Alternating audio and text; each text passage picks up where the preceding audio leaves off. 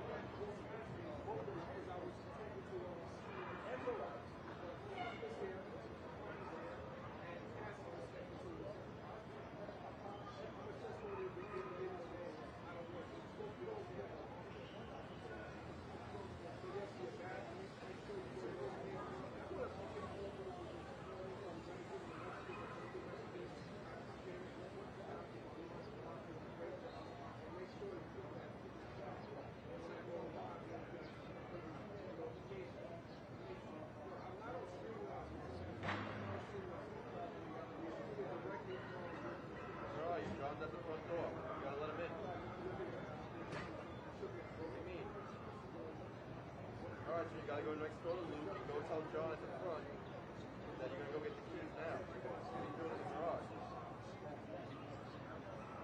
Yes, I gave the new one. Go in the front, meet John, tell him you have to go next door to get the keys. And I'll text Luke, go ring the front bell. And Luke can get the keys. The keys are not hanging up in the garage? Alright, so go get John in the front first, tell him you're there. You gotta get the keys next door.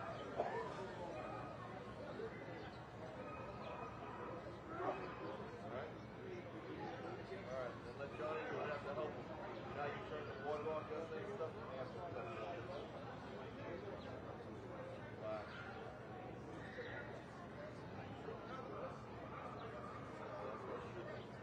No, but I put these keys in the garage.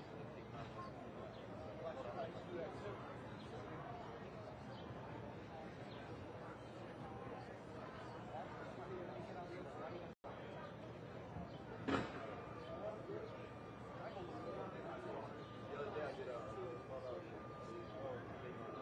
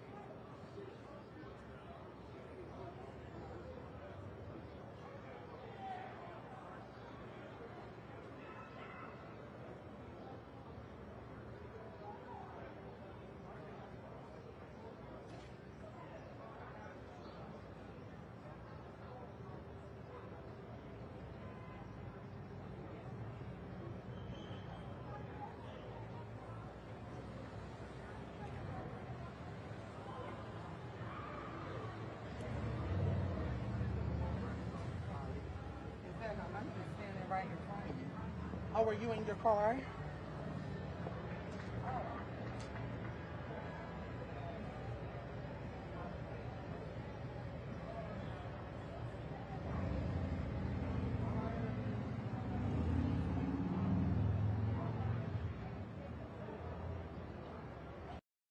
Offrez-vous un café de qualité barista à la maison grâce aux machines à espresso entièrement automatiques de Bosch.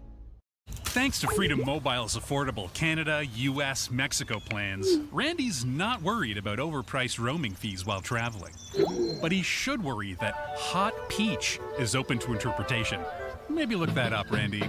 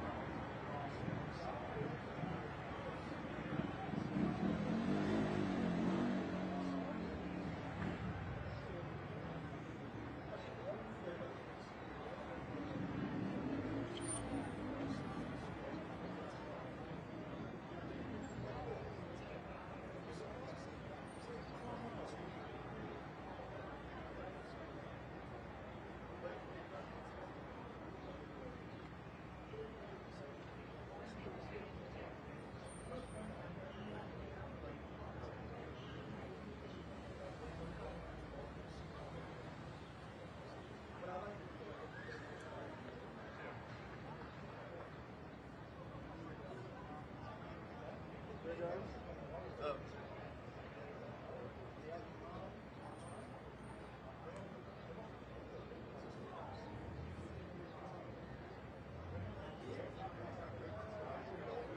Don't. You doing all right? Right now?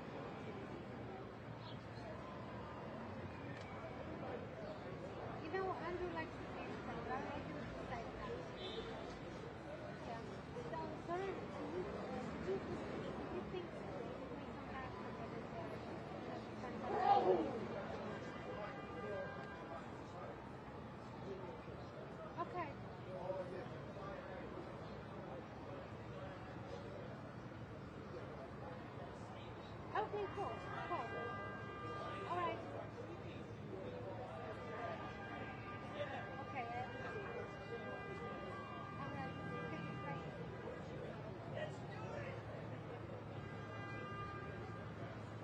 Oh my God, no, no,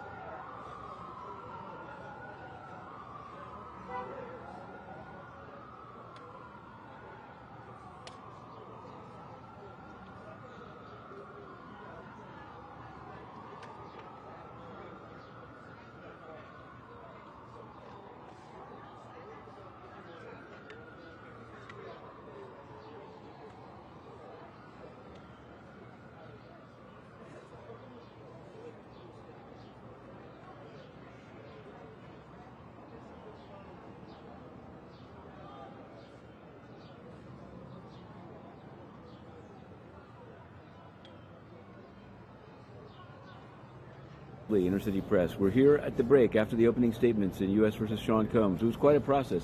Number one, there was the jury selection, and we'd been covering it last week, and we did sort of an extra you can find on Substack and extra subscribers about a juror that probably should have been stricken for cause. It's a UN staffer that basically works at the counterterrorism office, and that would work with U.S. law enforcement, which he then denied.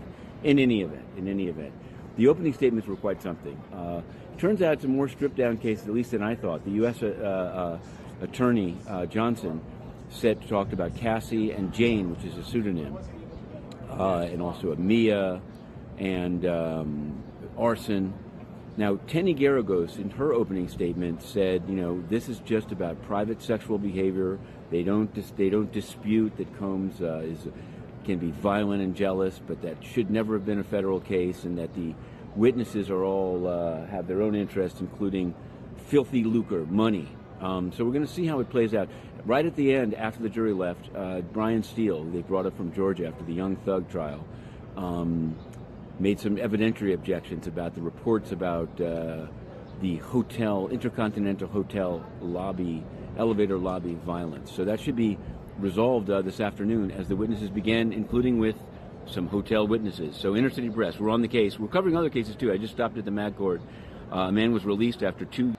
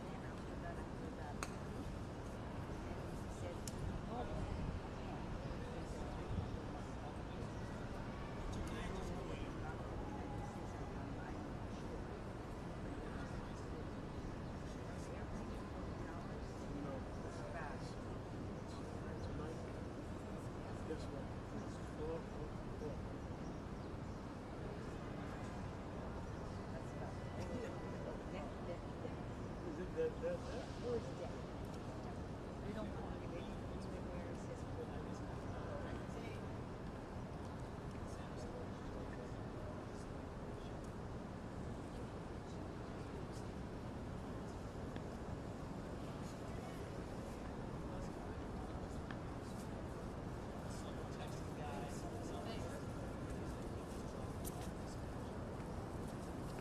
it over yet?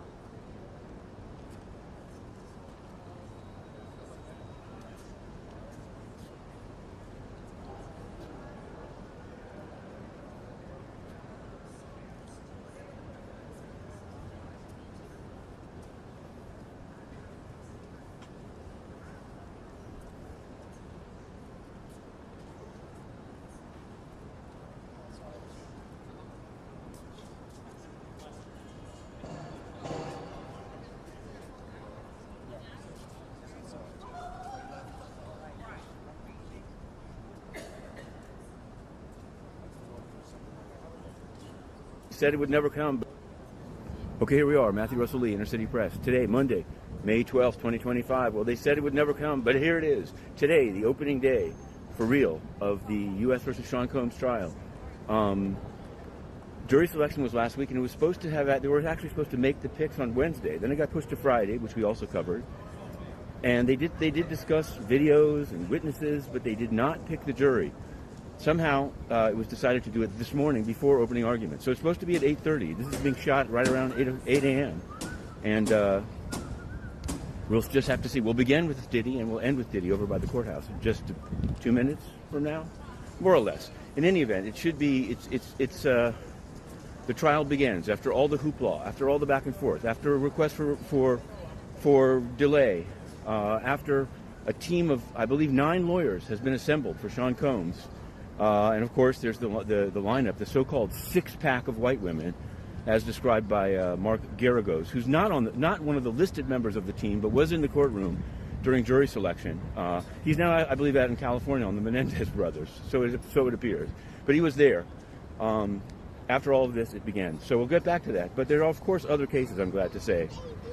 One has to do with Robert Menendez, Bob Menendez, Senator Goldbard Bob Menendez.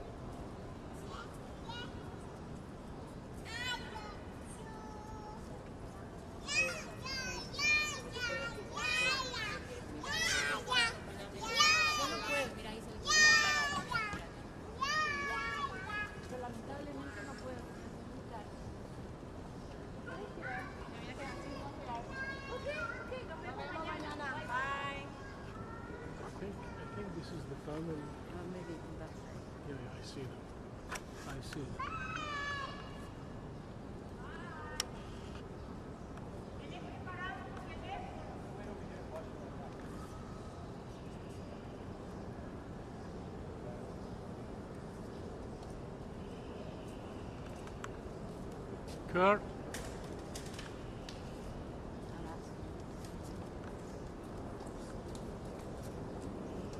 No, he's good, he's good.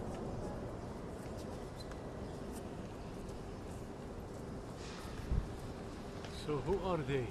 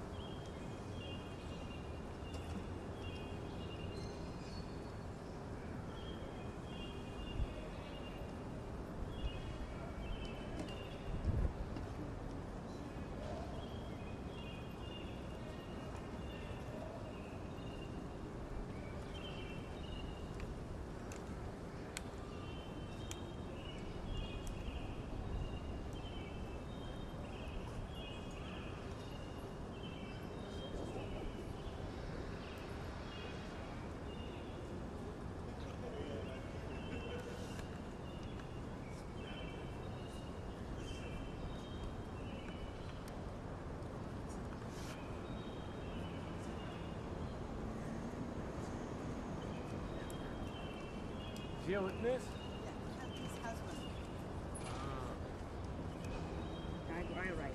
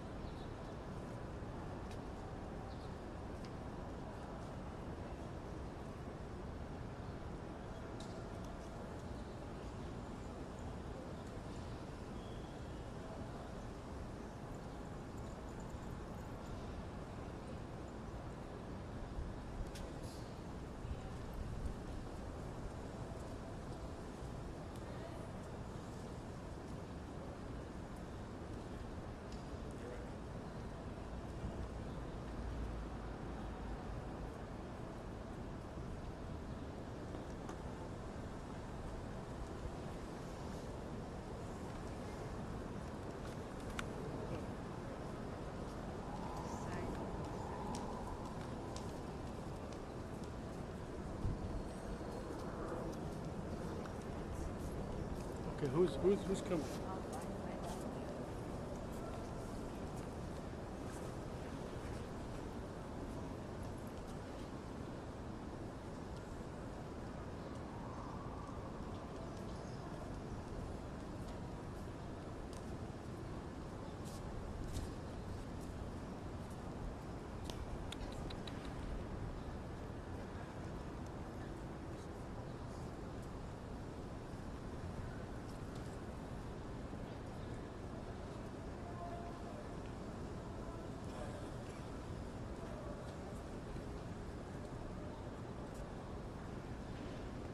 Excuse me, ma'am.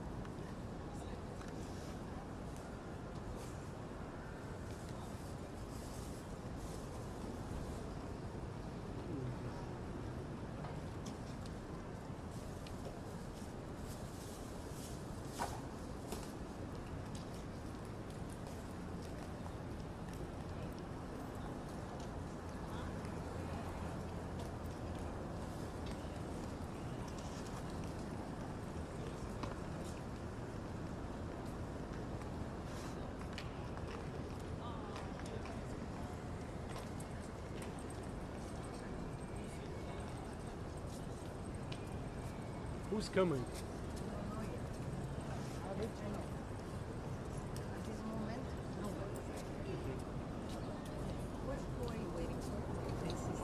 The family of Diddy's is about to leave. Oh, the Diddy. That's why we put this on. Excuse me on my shots.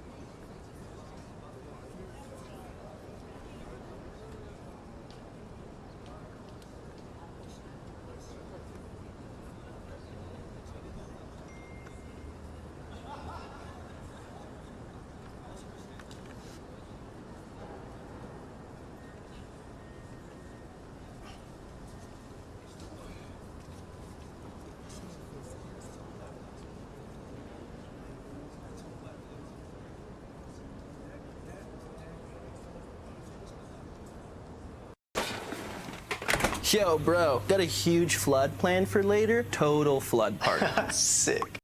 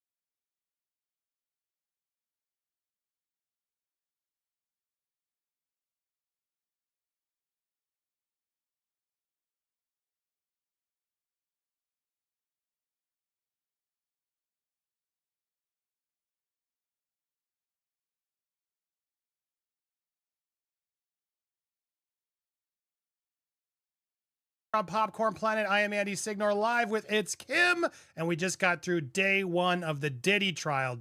Kim, how are you feeling? You took the bullet for me. You watched and recapped a lot more of this than me because I had some other stuff I had to prep today. But how was it overall in sort of a sentence or two for you? I think it was a very interesting. We saw a few things that I think are really going to give us a good idea of what to expect over the next 8 weeks. The opening statements are always illuminating in that way. So definitely got some good hints about what to expect. And then two very interesting witnesses. First, a hotel security person who is now a cop, and he is the one who actually filmed the surveillance footage at the Intercontinental, the infamous Cassie video that we have all seen.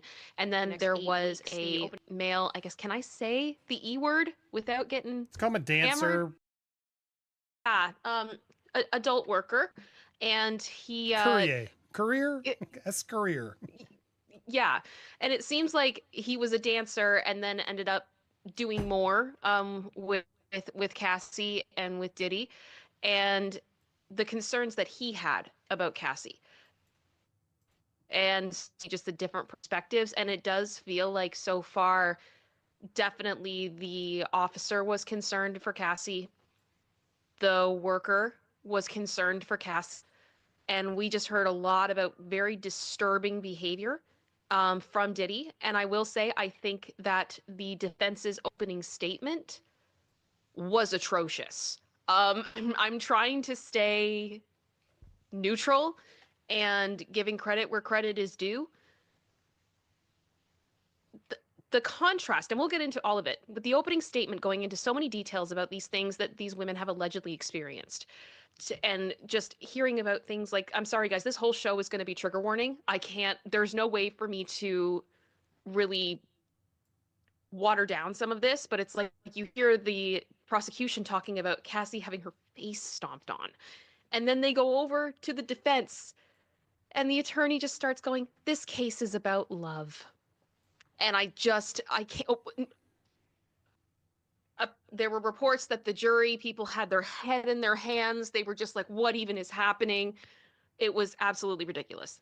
Well, just because we saw that in the opening statements, which we're going to go through. We have a lot of notes to go through. Sadly, none of this is televised, guys. There's not even photos of Diddy that we can see. It's incredibly frustrating. On top of that, it's incredibly hard to get in that courtroom. You have to camp overnight or pay line holders hundreds of dollars to get in. The whole system is so whack. It's so wrong. I don't understand how this is happening.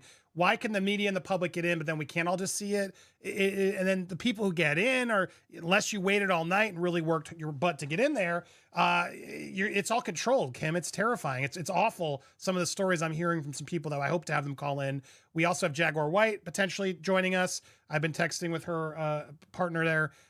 They're obviously doing a lot of stuff, but they're trying to fit us in.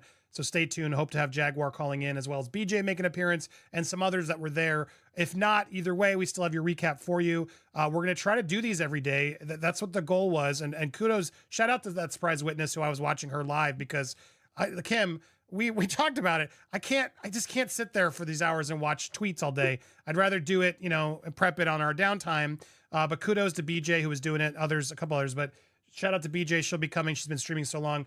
But we hope to give you recaps every day if you guys want them. At the end of every trial day, Kim or I will be here together or whatever.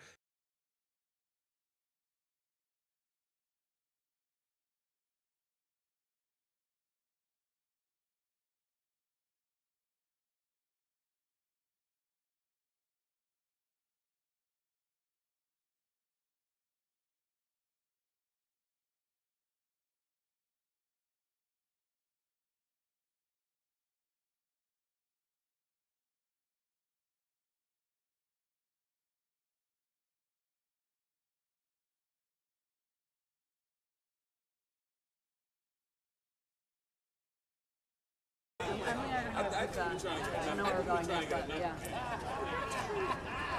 No, you know what I was. Hey, I was trying to get both. All right.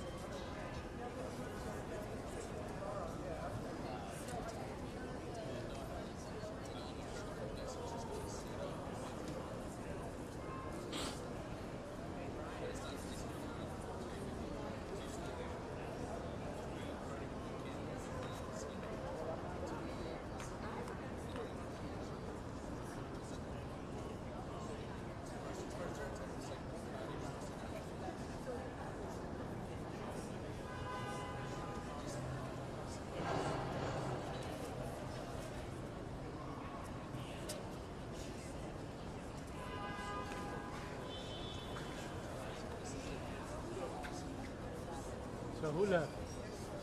Is that was the family? Yeah. So what about the lawyers? How they left? Yeah, I think that's what's wrong. Let me send this. Get it.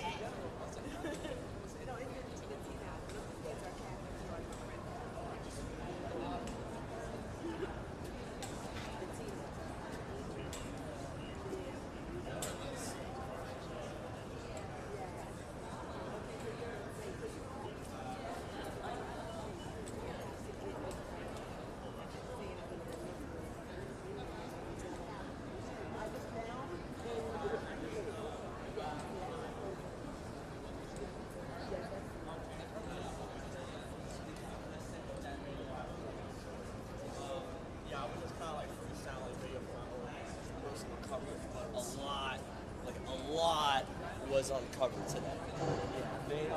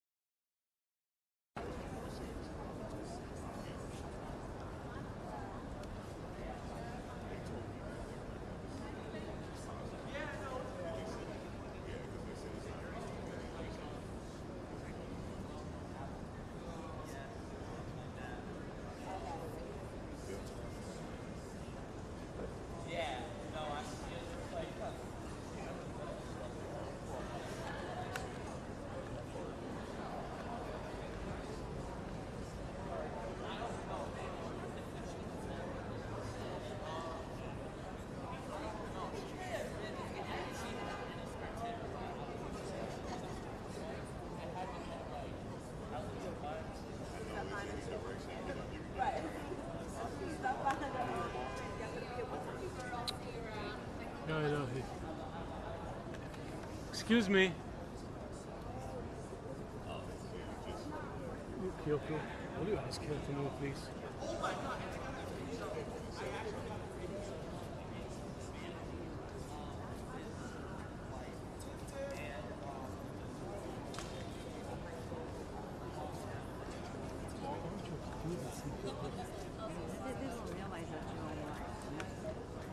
So I wonder where's the security of the show.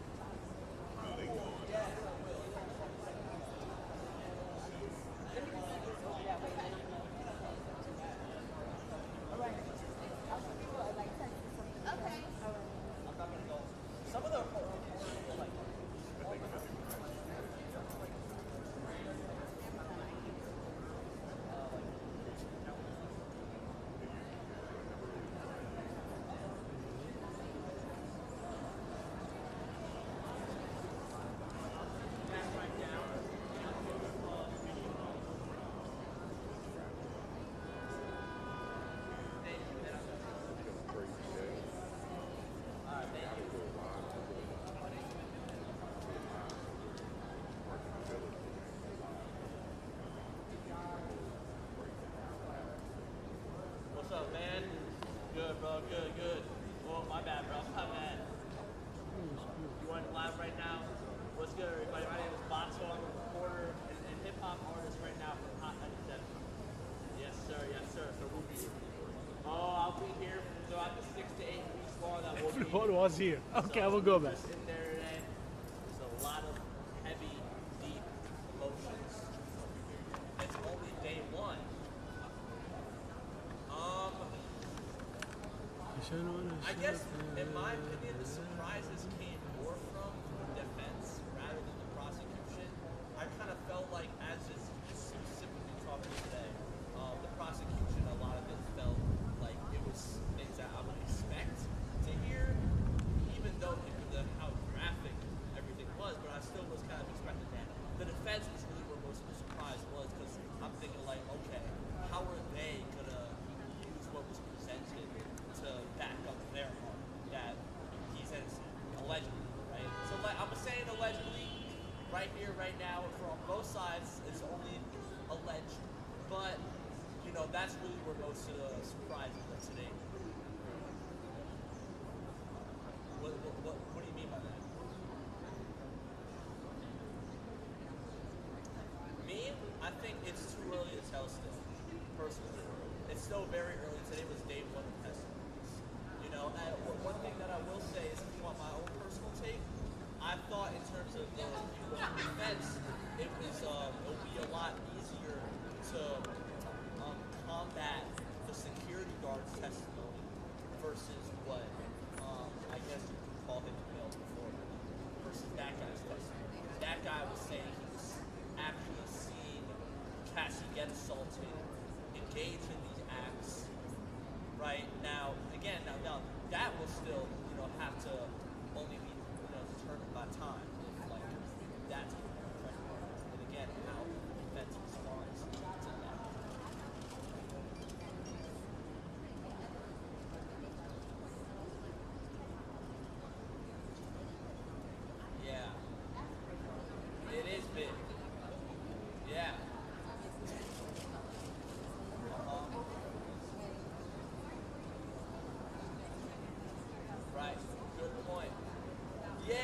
like that's why I brought up like as of right now, like I thought they were thinking the first testimony.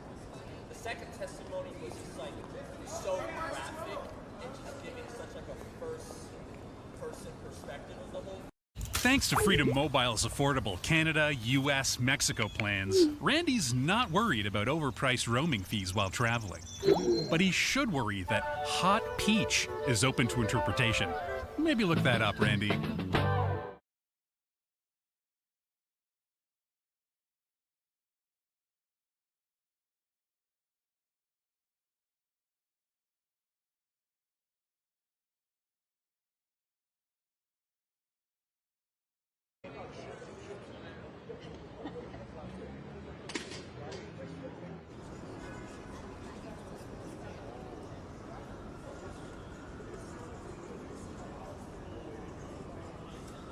Joey, let me get your. I'm about to sit down.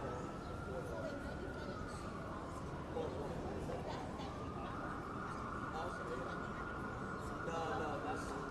You want your shoulder, please? Right here. Let me get your shoulder. All right. Mrs. Holmes, what did you think about today's testimony? Was it graphic? Did you listen to that about your son? Watch your shoulder, guy. Please let me see the shot coming down through. Justin, how was it seeing your dad in court?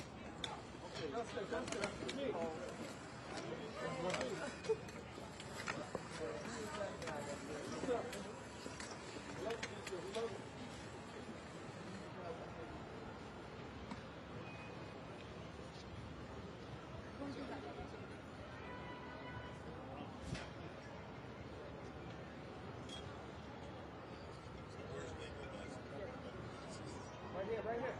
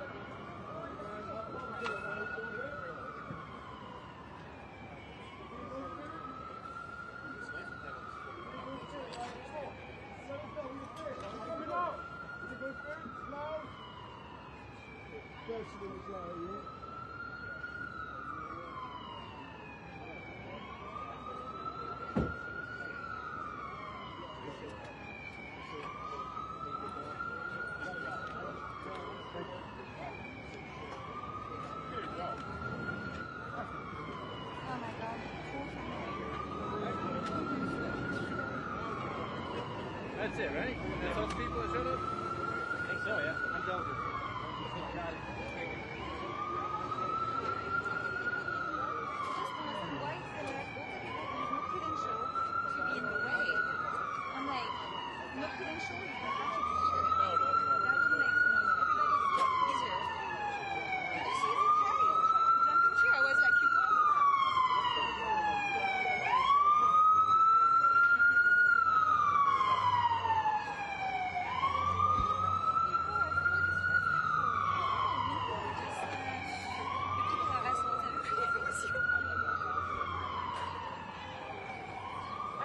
Did you get good sound on that?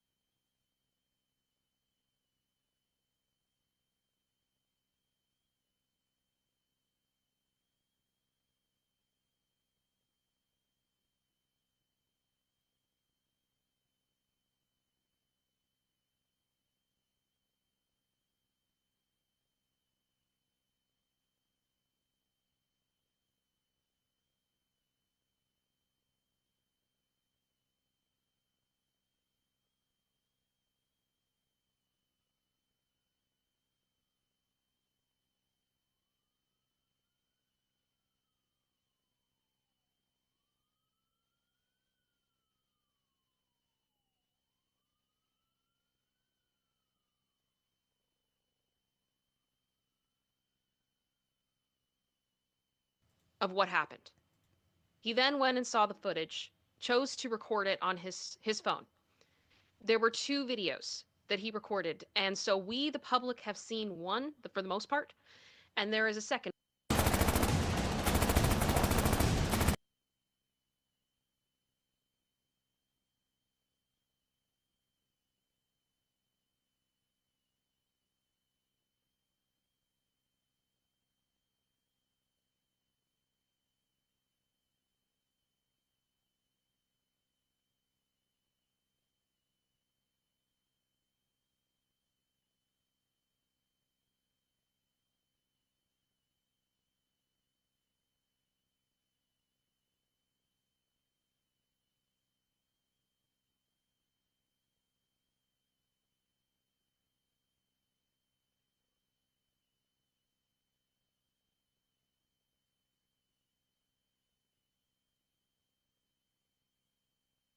Hey, what's up, guys? Listen, we are live from the Diddy trial. There is so much to talk about. Okay, so Diddy's family is over there. Misa is in a walker. There is Justin and Christian. As you guys know, they're having that. They were by me in the line when I was getting my cell phone. Okay, so what can I tell you about this? Okay, so first of all, Diddy looks, first of all, Diddy, I want to do dramatic reenactment, but Diddy was really trying to act like Old Man River coming out into the trial. He was wearing gray khakis, gray shirt, a button-up, and glasses. The girls, the twins, were dressed in all black, right? And they had their hair in a center part bun. Christian was wearing a black sweater, black slacks, white shirt. Quincy was sitting up high. And no, Justin was wearing the white shirt. Christian was wearing all black, okay? So that was going on. Okay, so what else was going on? Diddy was in there trying to act like Old Man River, right? But he was trying to move like he was old and frail, but then he would break character every now and then and pick up a shirt or pick up this. He would drop a pin and he was moving really quick. But then whenever he noticed anybody looking at him, he would literally just start moving like very, very, very slowly. And I was like, Diddy tried it. I have so many notes. I took so many notes. I'm just here on break, but let's go through some of the notes because I think you guys want to know. Okay, sorry guys. I'm at the courthouse if you guys can't tell. Okay, so what is going on? Chants were white. It looked like she dyed her hair Auburn.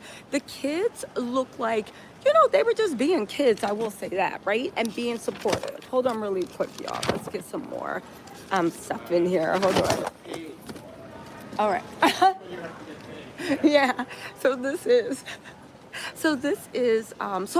also Lisa Bloom and Gloria Albert was sitting behind me. They were super nice. Listen, we saw everything. Mark Garagos, Mark Agnafilio was there. He was dressed kind of like Stuart Little. I don't like his new haircut. Let's see, what else was going on? Gina is not expected to testify, but they did talk about her in opening statements. The first witness that's going to testify is a security guard. He is a security guard that apparently he was the head of security, and he actually took... He was the head of security, and they made an objection. Brian still stood up and made an objection because he was like, listen, I don't understand what's going on. It's kind of like hearsay. He shouldn't be allowed to talk. Now, what did the security guy say? The security guy was the one that actually wrote everything down that happened with Diddy and Cassie. He talked to Diddy, he talked to Cassie. Now, here's the thing. Diddy's team is saying that that argument was nothing but a lover's quarrel over a cell phone. And Diddy was overcome with violence, but at the last time, but that's because it was drugs and him and Cassie both wanted to take. And they're also trying to say that Diddy was overcome with jealousy, but it was just normal. Again, here's the thing. The prosecution's opening statement was, yeah, but they're the prosecution, right? Diddy's opening statement's actually really, really strong. Except for when you thought about it. It sounded like it made sense except for when you thought about it. You trying to say this was all jealousy and Cassie had the power and she left willingly, but then they talked about Cassie said she almost choked when he made a Smex worker urinate in her, right? when she almost OD'd, and then he made her keep going with freak off, and they're trying to say that's what she did willingly, and this is the government's trying to get into his personal life. It's actually super, super wild what they're trying to do, what they're trying to say. You guys, I have so many details. When I get back, I'm going to do the dramatic reenactment, but the craziest thing that happened was, I woke up late, y'all know me, so excuse the blush, right? But the craziest thing that happened is when I was getting my cell phones, because you're not allowed to have your cell phones in there, Justin and Christian cut in front of me. Now, maybe they didn't know me. Maybe they didn't see the curly hair. I just sat there looking like, what? There was also this woman that was talking about, you know, she's best friends with Diddy. Well, not best friends, but they went to school, and she's known him since she was 15, and all this other mess. You guys, there was so much going on. I saw Little Rod. I saw his attorney. What else happened? Oh, okay, so the security guard, they want to strike that because they're saying it's hearsay, even though he said that Diddy was getting violent with the security guard. This is in the Cassie video in 2016.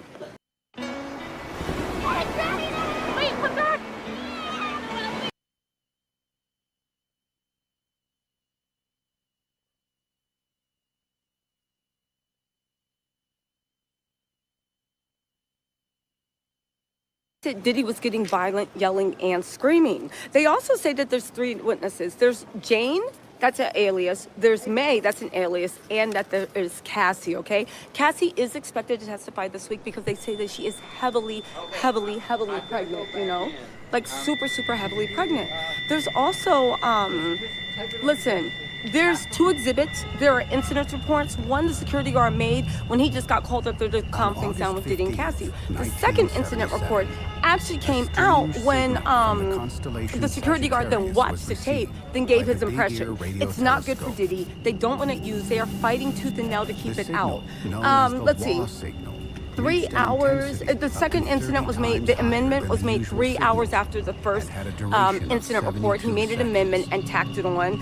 He said he personally observed the video, but no, he was not there to actually see Diddy and Cassie, you know, going at it. Let me just say this, right? Diddy is really trying it in court. Again, the fact that he is trying to act old and frail, he was even pouring water like, old man river. The judge asked him, like, did you get that water you wanted? He's like, actually, yeah, honey, I could have used a little bit more. Okay, right?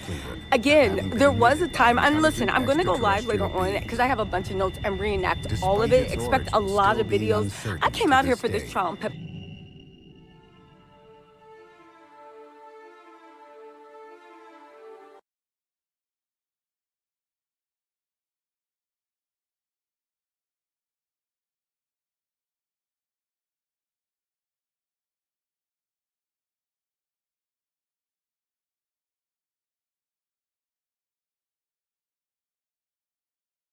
Away with it because then they're taking it, which they feel obligated to take, I imagine, right?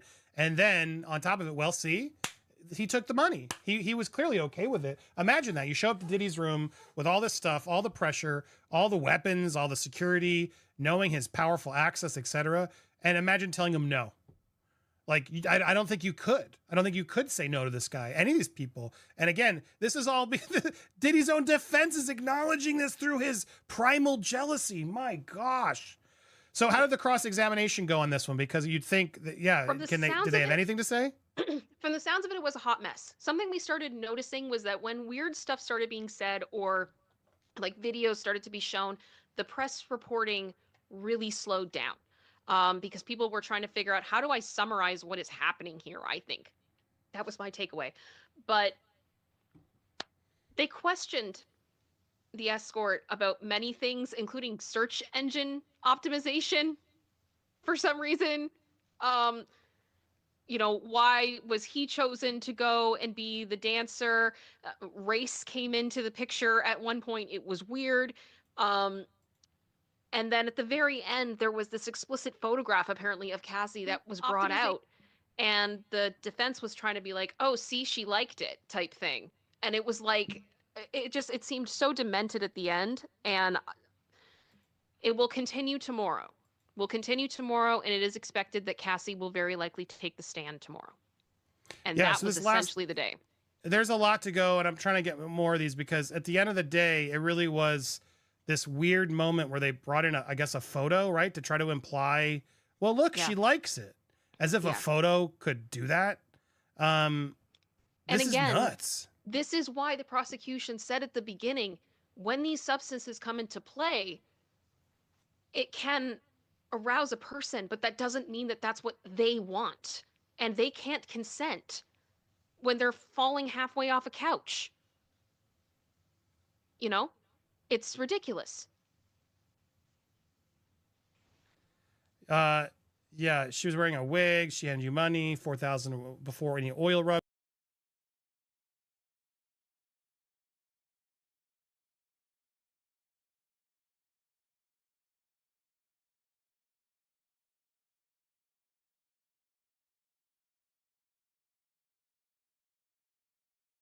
This guy, a lawyer? Yeah. I'm pretty sure he's one of the like the big team of. I mean, there are so many because. I mean,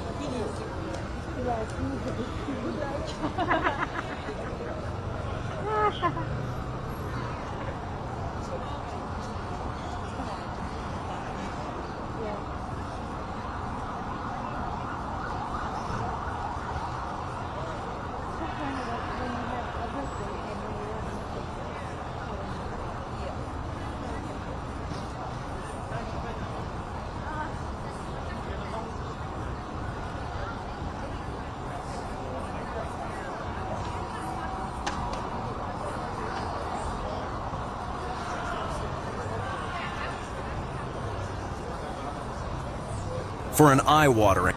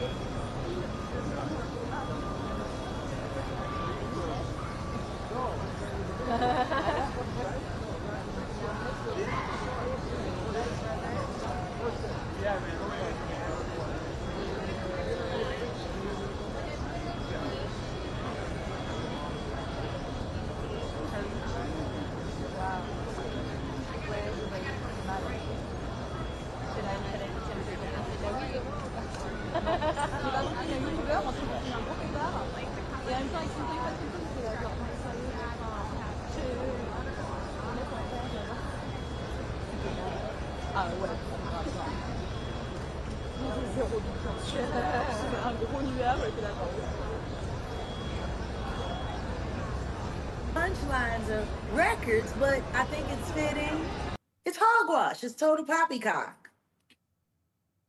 You know, to sit there and say that, hey, this is just your typical average run-of-the-mill dysfunctional relationship with a hint of violence. You know what I mean? Like it's kind of disgusting.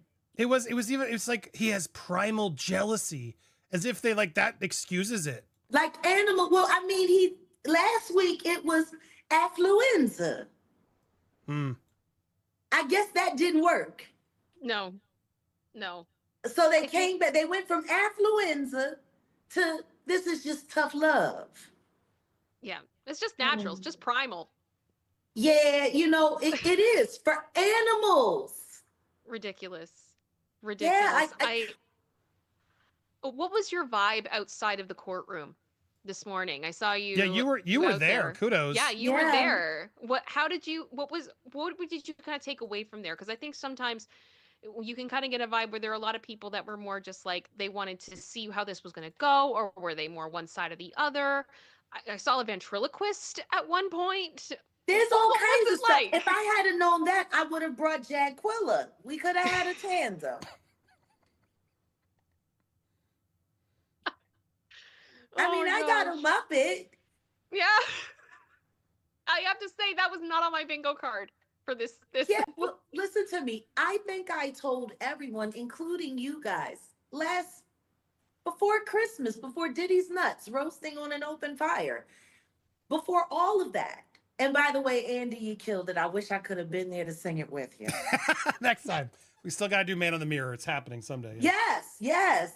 The trans in the mirror. So, for the profane gospel of it all.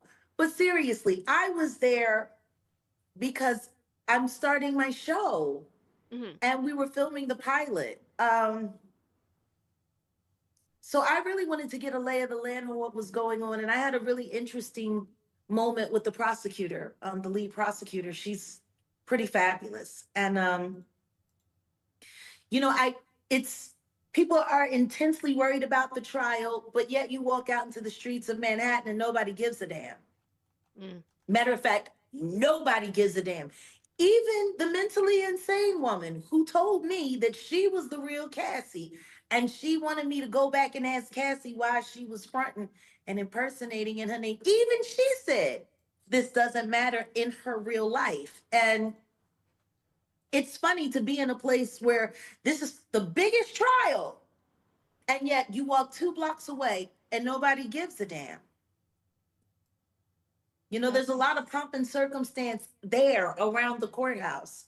And we were there before everyone got there doing B-roll. And I just think that people are capping, all of what they're saying online is not what this is looking like in real life. And that's probably part of the reason why a lot of people are having a hard time with me being there, because they know I'm going to call it for what it is and I'm going to put it out accurate. There were a lot of YouTubers there. That was interesting. They were holding spots in line. Did you see any of that? I hear there's a lot of drama and with these paying the line holders. Did you see any of that? They were doing that was to get inside. But the thing is, even if you're inside that courtroom, we're not getting anything that any of these people can tell you. It's just there's a lot of dog and pony show, but what I can tell you is the prosecution is serious. Yeah. They're very serious and they're not worried. People should take that into account. What's your worry about Jane Doe number 3? There was a lot of press this morning saying, oh, it's all going to fall apart because Jane Doe 3 is now gone MIA. Do you have any concerns? I don't think that's going to be an issue. And I think that people aren't giving the federal government credit for being as smart as they are. Fair enough. I think that the federal government is going to have to do a bunch of unpredictable things to stay ahead of the fray and make sure that the case doesn't go off, the deep end. Meanwhile, you have Drewski coming forward now, ready to go after Ashley Parham. This all whole of this thing. time. Yeah, there's a lot going on. There is a lot going on. I will say I was nervous about how this was going to go until I heard that opening statement with the defense. I have never heard anything like that in my life. It was absolutely. You lather, rinse, moisturize, repeat.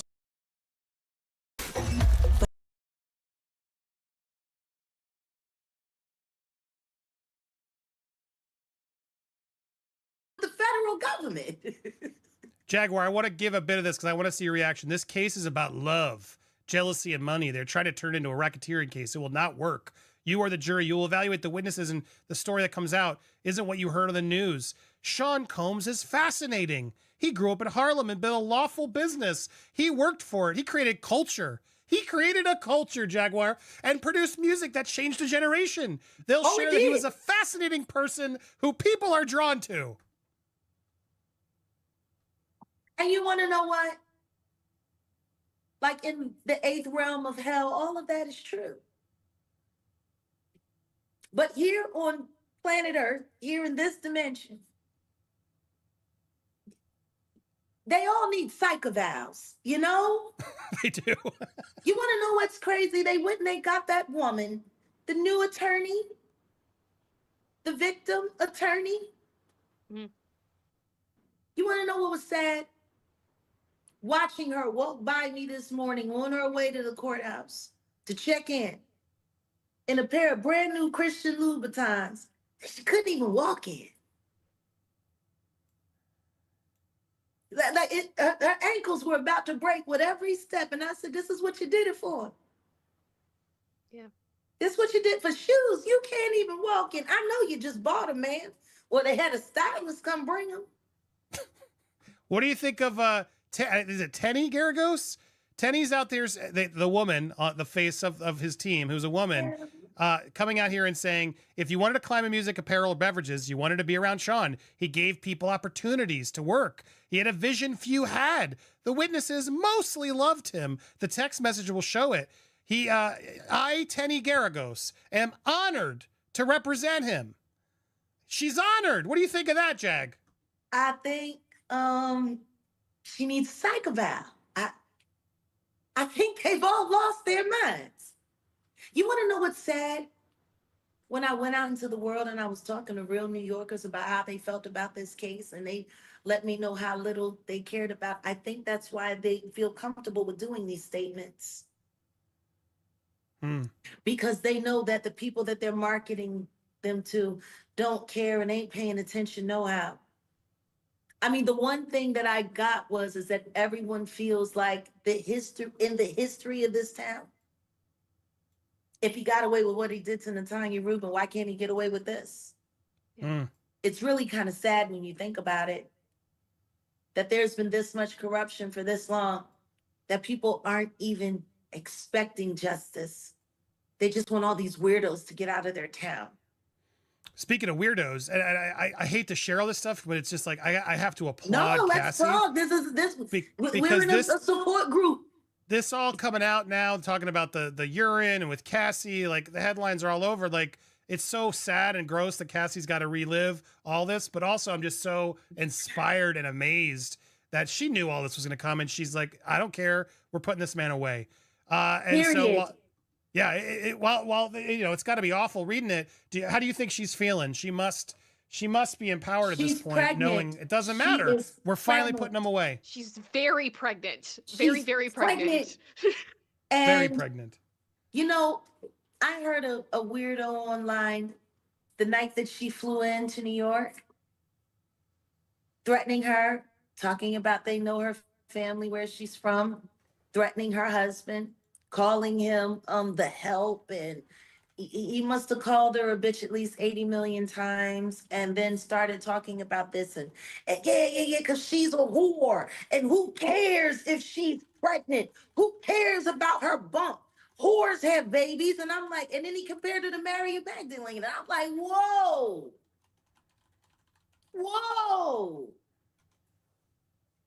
It's the intimidation for me, and I'm proud of her. And I'm proud of the fact that the man that she left the diddler finally for, because as some of the witnesses will be hearing from, she attempted to see other people. He just made it kind of difficult. And the one person that didn't quit on her, the one person that made sure she believed in herself, is the person that made her a wife when Diddy only made her a paramour. He made her a mother when Diddy only made her, you know, an unwitting, you know, victim in his little special movies.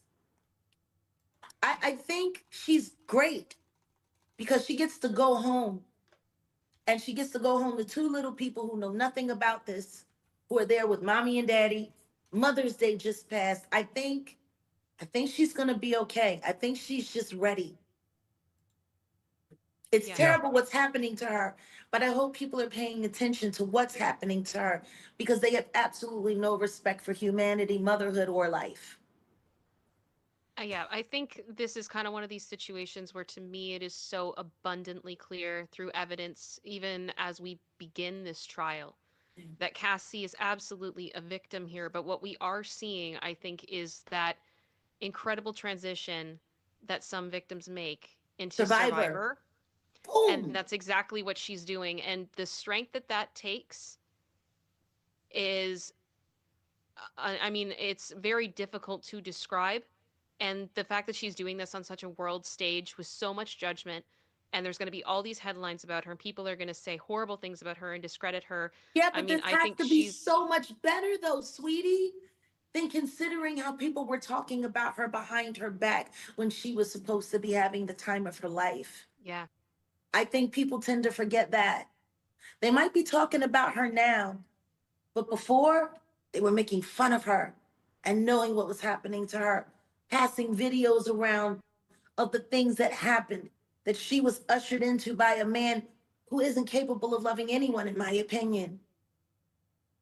Yeah. That has to be worse than this, because at least she's standing up for something. She's standing up for herself for the first time in her adult life. Look, like, how is nobody seeing this? It's amazing. And honestly, I think it is, I am so proud of her, just like as a woman, to see this strength.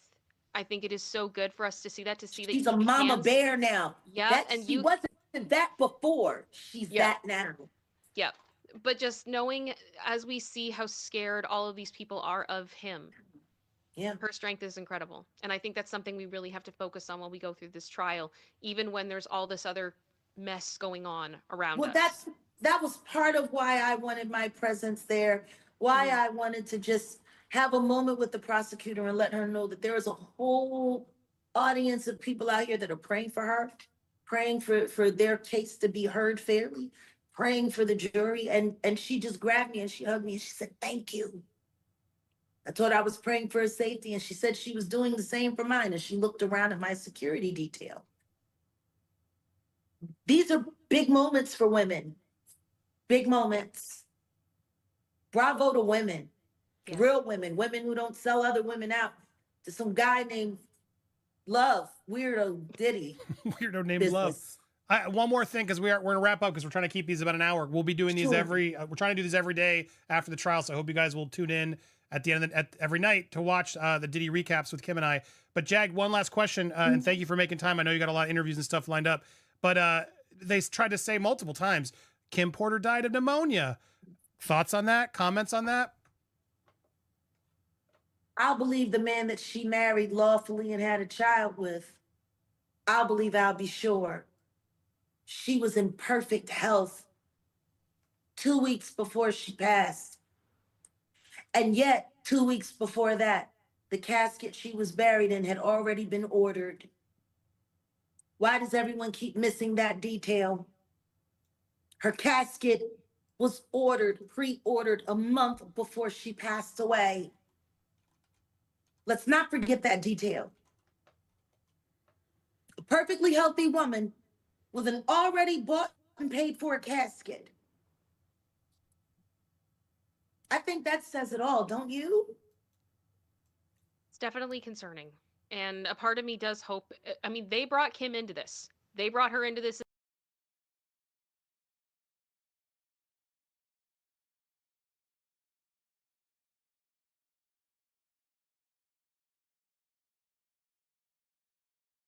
Cassie. I'm so grateful to Cassie. I'm still always worried that I don't.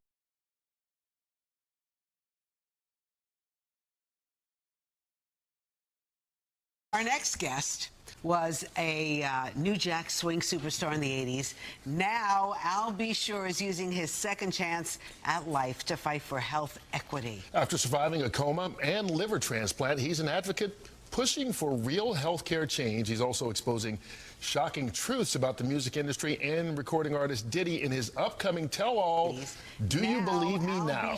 It comes out this fall. Al B. Sure, though, is joining us this morning. Good to see you. So good to see you. You look good. You feeling good? I am so blessed. We woke up this morning. We don't call it a comeback like LL says, right? This is updating my software. And I'm truly grateful to be here. And Roseanne. Al, the last time you were here, you could barely walk up the step to sit down here. Barely. You were my first interview with Cristal, right? Yes. When I was released from the hospital, and it was just, what an amazing journey it's been. You know, I figured that when you get lemons, make Arnold Palmer. So what are you doing now? How are you getting the word out? Well, you know, it's been an amazing journey. I get the call from my co-founder, Ms. Rachel Nordlinger. We started the Health Equity and Transplantation Coalition, and we are advocating in Congress, fighting for equal access to quality health care, just really just focused, and my focus obviously, you know, standing in Congress and speaking in front of Congress, I've made it very clear. I am not here for the politics. I'm not here for the next election. I'm simply here to save lives of transplant patients. So, you know, so there's a focus there. We've had some success in Congress related to having people come across the aisle, because I made that clear. So this is a real life mission. There's no marketing in my life. Roseanne, this is the best time of my life. You look This good. is not, you know, there's no hustle, there's no marketing, I'm living my truth, and it's time. So you were in that coma in 2022. You had the liver transplant, you had the tracheotomy, I mean, all that stuff that went on. Multi-system organ failure. Yeah, right. 60. Have they figured out what happened yet? We will. No, I mean, have the doctors medically, like, what happened to you? Yeah, what happened? So, because you just collapsed, right? Yeah, so, you know, just mysteriously out of the blue, you know, which we do talk about in the book. Yes, what that, I want to get into that. What that process is.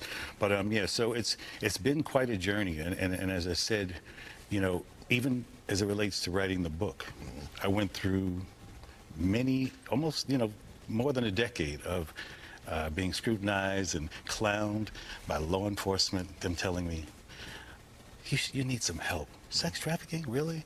What's wrong with you? No way, you know, just, but not realizing that they were also working for the situation. Because you were hinting, saying... Posting, I get calls, take it down or else, so on and so forth. But this is about Diddy, so let's be clear for everybody that doesn't know. Diddy, who's about to, his trial's about to start. Yeah, yes. They're selecting a jury. But you were on this train years ago. Yes, many, many years ago. I posted some information that was, you know, basically trying to save my life. And thank goodness to my ex, you know, the wonderful Kim Porter, the late Kim Porter, who, you know, kind of warned me all along the way to, you know, just kind of watch your back, so on and so forth, and I didn't understand why. Because of Diddy? Basically. Do you believe that she died of pneumonia? Absolutely not. Why? What evidence do you have? She was in the best of health. We just saw each other prior to her passing. We were actually celebrating our son's new Netflix Christmas special, and she was doing just fine. In fact, we were all at the event together at Netflix in the lobby.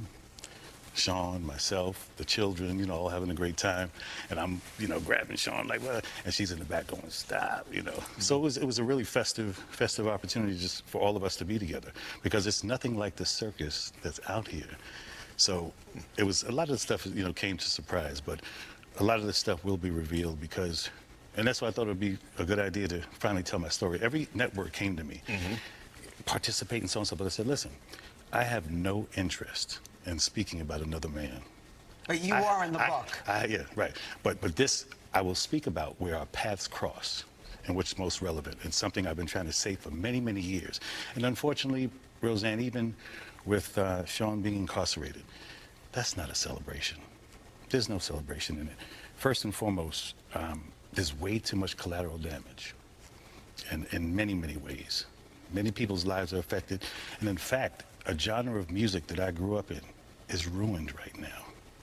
You blaming Diddy for that? I'm blaming this entire industry and the way it's gone. And, you know, there's no one person that's in charge, but this level and this magnitude of a story, of detriment, of diabolical, you know, just heinous, you know, whatever's really going on, it's unfortunate. Is Diddy suing you or threatening to sue you? No. No? I have the truth. But one thing is, you have volunteered to testify at the trial, correct? Not as of yet. Actually, I was subpoenaed. Okay. So my attorneys worked something out. So I believe when the time is right, you know, I'm going to discuss it with my attorneys. But you're willing to? Oh, absolutely. Absolutely, I am. You know, and again, there's no, like I said, this is not marketing for me. I'm living this life. And So the let me only ask- reason I wanted to tell the story, Kurt, was very specifically because I was ignored. There was the most expensive PR campaign against me to shut me down.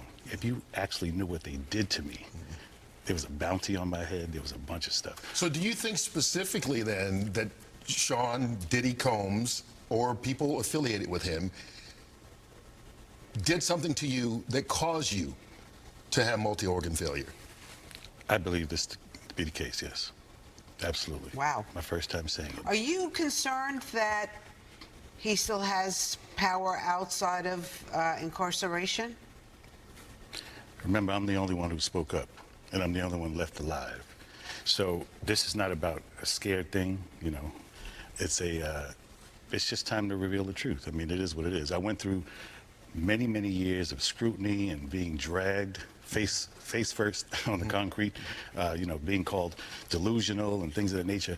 When I said sex trafficking and all the things that I said, because my job was not, listen, I don't want to take down your business if that's what you're doing. Just stay out of my backyard. Stay out of what I'm doing. I'm focused, you know. How did we start this, Kurt, from Mount Vernon, writing love songs, to a case, you know, arguably bigger than OJ, you know, in 2025. It doesn't make any sense. We're not supposed to be here. Like I said, there's no celebration in any of this. Do you feel because you're not supposed to be here, that gives you the freedom to talk now? Because you survived? Yes, I believe so. I believe so. Listen, my faith serves me so well. You know, I'm in prayer every single day, multiple times a day, just saying, you know, just let's get this right. And when you think about it, for me, I don't even wish him harm. I don't wish him, you know, I don't want to be here. I would love for us to all be, you know, riding in the sunset. We sold millions of records. We've affected the culture. We celebrated our genre of music that we came from, hip hop. You know, this is supposed to be a celebration. This shouldn't be a national court case. So there's no anger with me. I don't produce anger, jealousy. That just doesn't come from me. Listen, I can't wait to read the new memoir. It's called Do You Believe Me Now? It's out September 9th. But in the meantime, if people want to know more about transplants and organ donation, they can go to Transplants for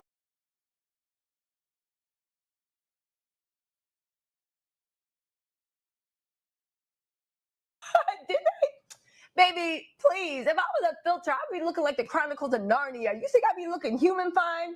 Please, I would be looking like extra AI generated. Buddha Lion said, thank you for all you do, Tisa. I wish I was still in New York to help you out. Buddha, I'm glad I can be in New York to actually help you guys out. Oh my God, Selma Adams said, me like you a lot. Keep up the good. Hey, what's up, guys? How y'all doing today? Y'all already know I went to the Diddy trial. Shout out to, first of all, I want to give a shout out to Victoria. Thank you so much for becoming a member of the Tattletales. Y'all, I went to Diddy's trial, so you don't have to. I took so many notes to break down what's going on. Where do y'all want to start? Listen, tomorrow I'm going to be going live in the morning, in the afternoon, and I'll go live right outside the courthouse as soon as the trial is over. I might even start sneaking out and giving y'all updates and coming back.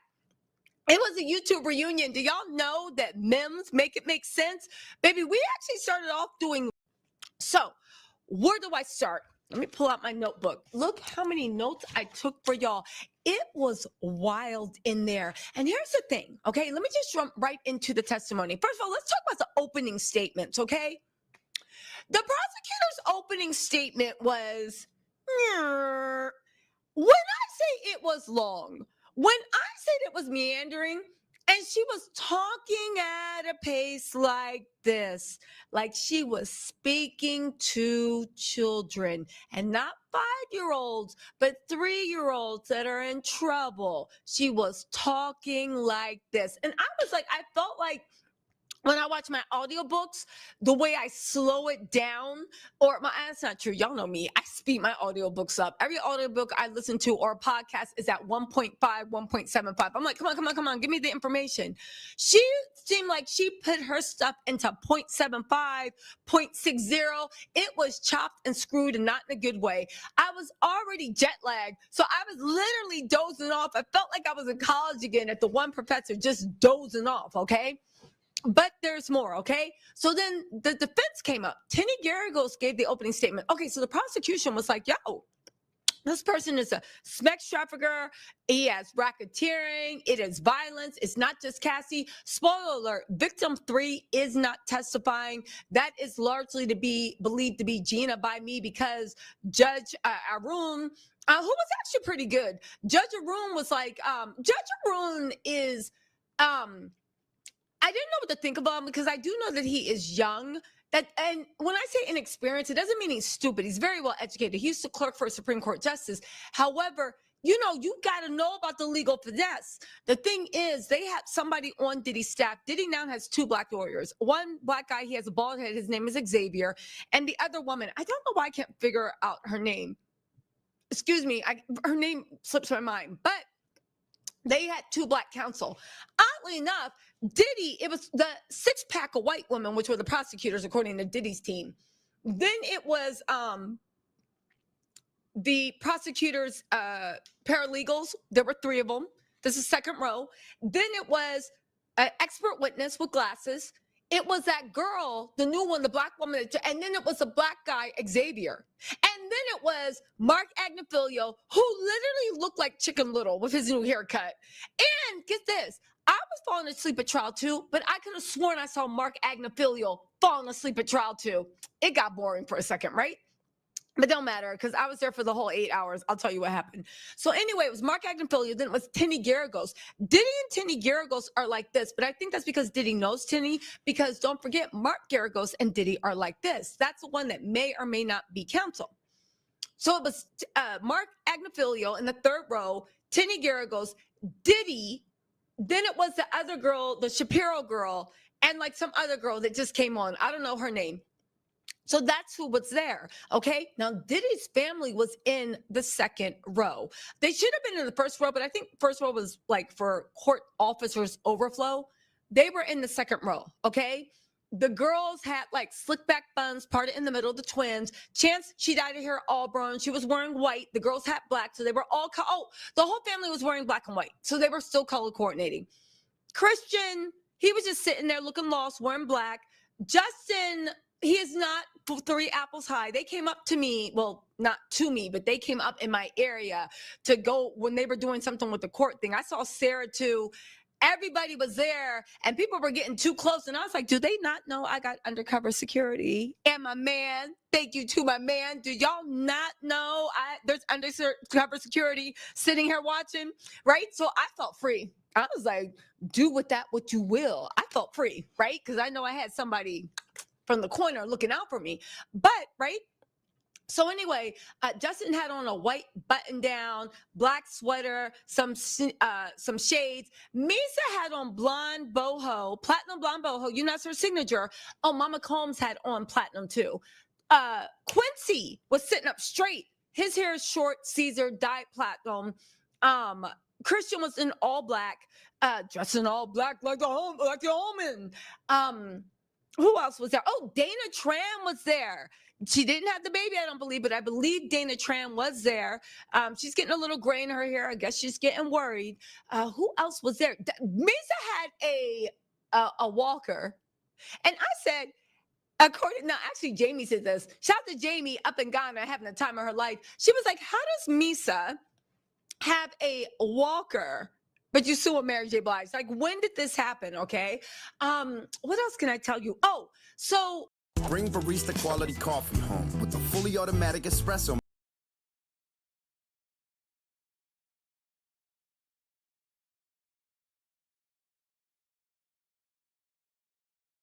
And they were like, no, we strike juror 43, this and that. Mark Agnifilio, I believe, tried to do something really cute. And by cute, I mean he was trying to be slick. He literally struck another juror out the jury pool. But Maureen Comey, that's James Comey's daughter, that's the head prosecutor, was like, Your Honor, he's supposed to be, that's supposed to be for alternates. So he tried to strike a juror out of the main juror pool and not the alternates. If you guys don't know, there's 12 main jurors, there's 6 substitutions, and there's 3 alternates. That way, there's basically, they all listen the same. They all sit in a jury box, but when it's time to vote, only the first 12 go back unless, they need to do a pinch hitter. He kept trying to do something, but the thing is, when they called him, and he tried to do it 2 times. And Maureen Comey 2 times was like, Your Honor, what is he doing? Right? Objection. It threw off Mark Garagos so much. He started going, hubba, hubba, hubba, hubba, bubba, bubba, bubba. He literally was like thrown off. And that's when all their counsel was like, what do we do? What do we do? What do we do? Funny thing is, when that happened, Diddy was looking like glaring. like at his council. And then when they all started convening and passing notes, and Mark Agnifili was like, if you can give me a moment, Your Honor, Diddy literally went like this in his chair. He was mad, literally just threw himself at the back of the chair. You know what you do if you're mad. Speaking of Diddy, hold on, y'all, because I got to show y'all this. Speaking of Diddy, if y'all saw the live today, then y'all already know what I'm about to do. But speaking of Diddy, Diddy gets on my nerves. Diddy literally was in court trying to act like, listen, one second. Diddy was in court trying to act like he was Old Man River, but he kept breaking pattern. Side note, listen, Jamie said the lady reporting on another channel said she heard people online are trying to pay for a skip the line for up to $6. I actually paid for my pizza line to be held. I actually paid somebody to show up at 5 p.m. the night before, every single night, because I know I want to bring y'all the tea. 5 p.m. every single night, the night before, and stand in lines for me until 7:30. And you know your girl got there at 7:36. I was begging her not to leave, but I literally I'm paying somebody this whole week a pretty penny. So I need these ad revenue dollars to stand in line for me, because even when I was leaving at 5, there was a line forming for people to wait. So I got somebody waiting from dusk to dawn on some sinner stuff. Just make it to morning and the vampire's gonna leave, you know? But where was I? Okay. Oh, Victor Wiggins, thank you so much for the super chat. Kendra Curry, thank you for the super chat. I appreciate that. You guys, listen, I'm paying a pretty penny to be in the courtroom for y'all. So honestly, this week I actually do need the super chats, because y'all got mama going through her savings in search of the truth. Sandy Staten, thank you so much for the super chat. So yeah. So anyway, when you get, let me start from the beginning. So when you get there outside, okay, now to be fair, I'm paying somebody every day to stand in line for me from 5 p.m. until 7:30 a.m. the next day, okay? Shut up, I did it. I was supposed to be there by 7:30. Of course, my flight was late. You know, there's always an issue with my luggage. I need to stop checking in like literally 2 minutes before the gate closed, because I swear to God, they always think I'm a terrorist or something. And my luggage always gets held. I think they'd be like, yeah, it's giving bomb. Check her luggage, right? So anyway, I was like waiting. So anyway, I woke up late. I was jet lagged. Y'all know me. Listen, it's the ADHD. Time is a man-made fiction in my book. Mel B, thank you so much for being a member for 10 months. You said thank you for the awesome coverage, TT. Listen, Mel B, listen, cool CCS, y'all know I love y'all down. And so many of you guys were asking for me to go to the trial. And I wasn't going to go at first, but then my man hooked up security. I figured it was going to be safe, because people are sick. That's a real complaint, but I'm safe. And then I made everything happen. And I really think like God wanted me there, because everything came together super, super quick. But don't say that I won't be looking out for y'all. I know I don't do 100,000 celebrations or 500,000 celebrations, but when y'all ask me for something, I will go and do it. Also, Chaos Forever said, just want to affirm for science. Like many people are saying, women, you're Thank you, you guys. Carolina, you said thank you. Thank you, Carolina. Okay, so listen. So they're paying up to $600. Listen, I paid. Listen. I paid. What else are you gonna do? I said, F it. At the very least, maybe I'll make it up in ad dollars. You know, sometimes you guys spend money to grow. You know, that's what I tell myself this stuff every time I overspend. You know, this universe, you gotta throw it out. You know. Also, Mel B, you said this is the one time I wish I still lived in New York. You and me both, because I would be begging you to stand in line for me, or we'd be standing in line together, kikiing. Also, Sugar Spice 313, thank you so much for the super chat. Okay, so when I got there, I was supposed to get there at 7:30. Your girl got there like 7:34, 7:36. Thanks God, my line holder, you know, I paid her a pretty penny, but it was still nice of her to even stay 10 extra minutes, right? Because she could have just been like, and I'm out. Like, you already paid me, goodbye, right? Oh, thank you, Love and Peace. Thank you for your awesome reporting. Okay, so thank you so much, Love and Peace. So we're sitting there and I get out the cab, right? There's media everywhere. That's another thing. Because there's so much media, they're looking for normal people to interview, right? And I think they thought I was just a normal person. I didn't say anything, but then they looked me up and down and people were saying hi and they're like, oh, maybe she's pressed too. I think next time I'm going to be in front of TMZ being like, well, I actually think Tisa Tells on YouTube has the best take. I'm going to promote myself and go because TMZ has been bombarding people asking them for interviews. So it's packed. The press is out there. People are arguing online over places. They tried to argue the fact that I just came up, but I have to let them know I paid for this spot. Please turn around and go bother someone else. But once I actually put that out there, I did it politely, like, no, I paid, right? But once I did that, they kind of like backed off. But there were a lot of people cutting in line. And here's the thing. I was number 12 in line with my line holder, but so many people cut in front of me that I actually got pushed back to number 50 something. Thank God they opened 2 courtrooms, right? So it didn't work out, but I realized that me being so lackadaisical and thinking there's enough for everybody, I would have been left out in the cold, even though I was the person that actually paid. So I was like, you know what? Let me be on it tomorrow, like stop being so Southern California chill. Thank you so much, Diamond Shorty, for the super chat. Also, Deborah swearing again said video. Oh, thank you so much. Critical Hit, thank you so much for the super chat, y'all. Oh, y'all really doing me right. I need to make this money back because my line holder, yeah, that 600 sits about right.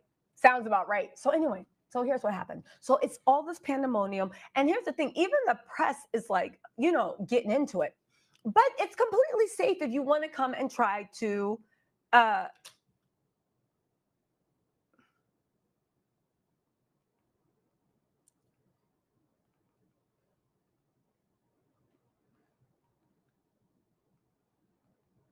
Anyway, you go into the courtroom, right? If you're a woman and you wear heels, and I was wearing my Hillary Bank heels, that was my inspo. If you're a woman, you wear heels, okay?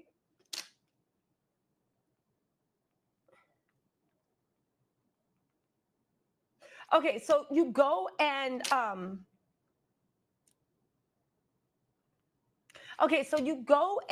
you wear, even though I will say tomorrow, if anybody's going to be standing in line, I'm going to be standing in line for myself tomorrow. So if anybody is out there, I'll be standing in line for myself tomorrow, okay? Also, listen, Chaos Forever said, fun for you, girl, to read us bedtime stories. Thank you so much, Chaos. And also, MMC518, thank you so much for the super chat. Okay, so let me get back into this, okay? Okay, hold on. Okay, so you go into the courtroom. And, it's like the little metal detectors. So here's the thing. Press and civilians enter on the same side. If you're a lawyer, you can go in through a different exit, but you still have to, go through the thing. Press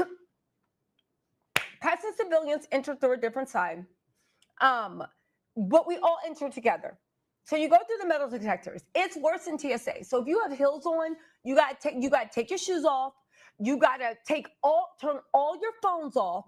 And this goes for your AirPods and everything. Take your shoes off, take your earrings off.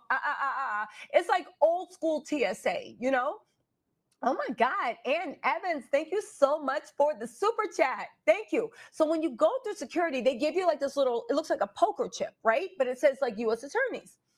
And I was trying my best to be friendly with everybody in line because, I get it. Everybody's just doing their job and it's early and I never understand. Thank you so much, Ann, for the generous chat. I never, listen, I never, ever, every time I wake up early, I stand out there and I'm like, this is not normal. When I have to get out the house at 8:30, I'm always looking like, what are other humans up? It's not normal. It's not normal for us to be up that early grinding. Like the Lord wants us to sleep. So they give you your poker chip and you're behind, there's a glass wall and you can see a line, 2 lines over onto the side, but you don't go to the line just yet. Then you walk over to where the Then you walk over to, hold on.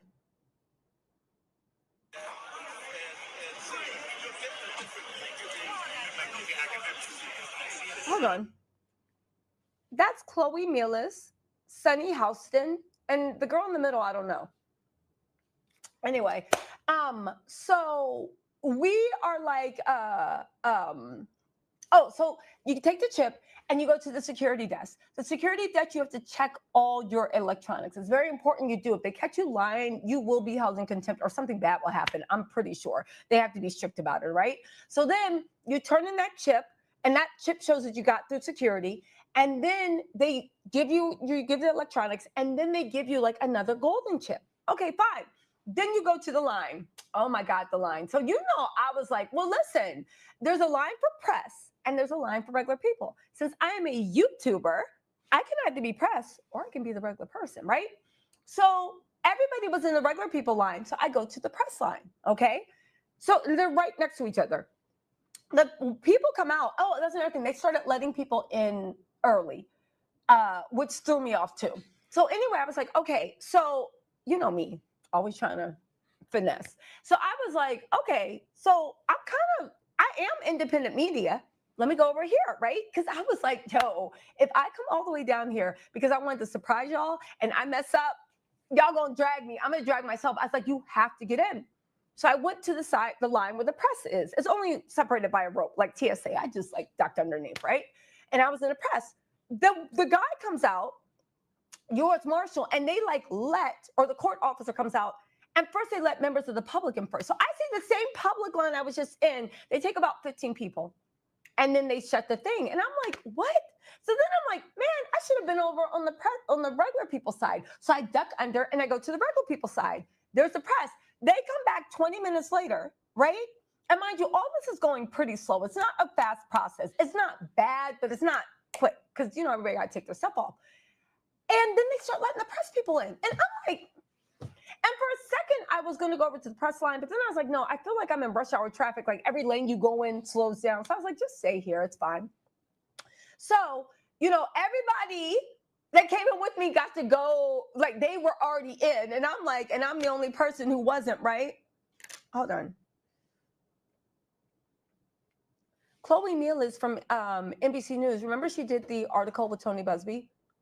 Yeah, that Chloe. Remember when they interviewed remember when they interviewed the victim for the Busby thing, and then that was the first thing that Alex Sparrow used? Hold on, I'm on live. I gotta start telling people I'm on live. So anyway, right?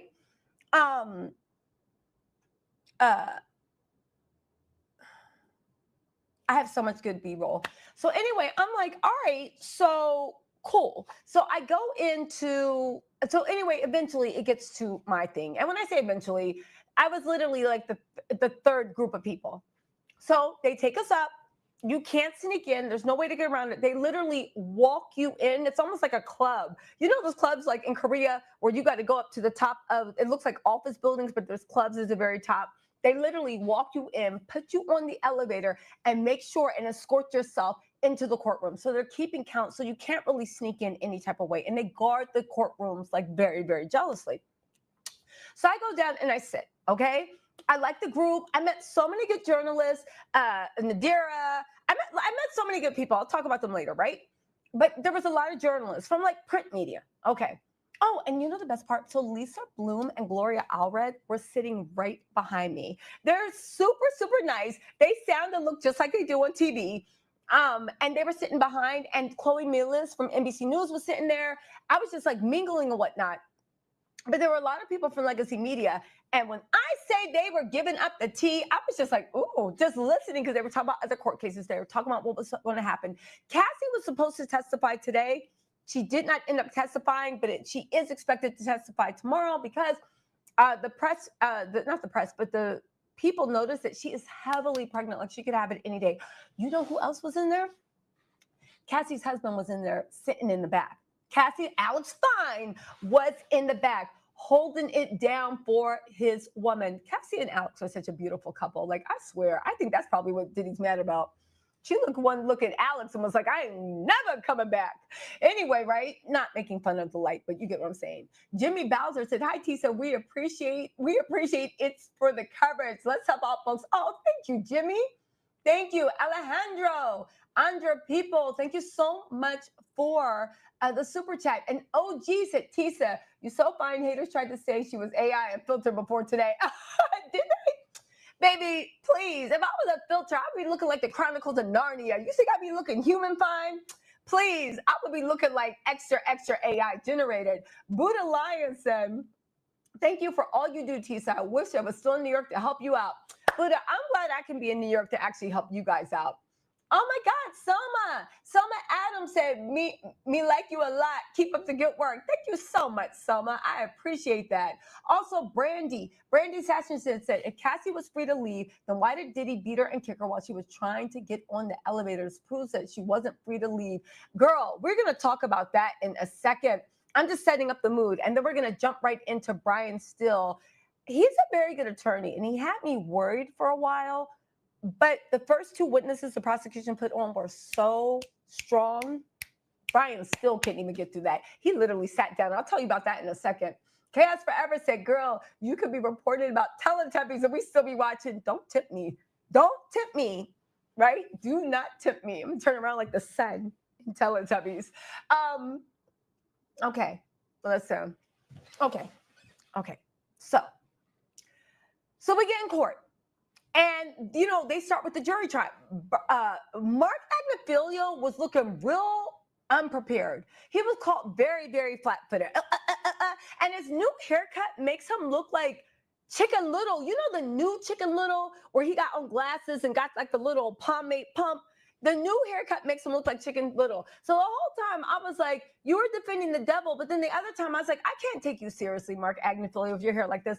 It made me think, are you and your wife on the outs? Because why is your hair like this? I feel like your barber was like, yo, let me do something new.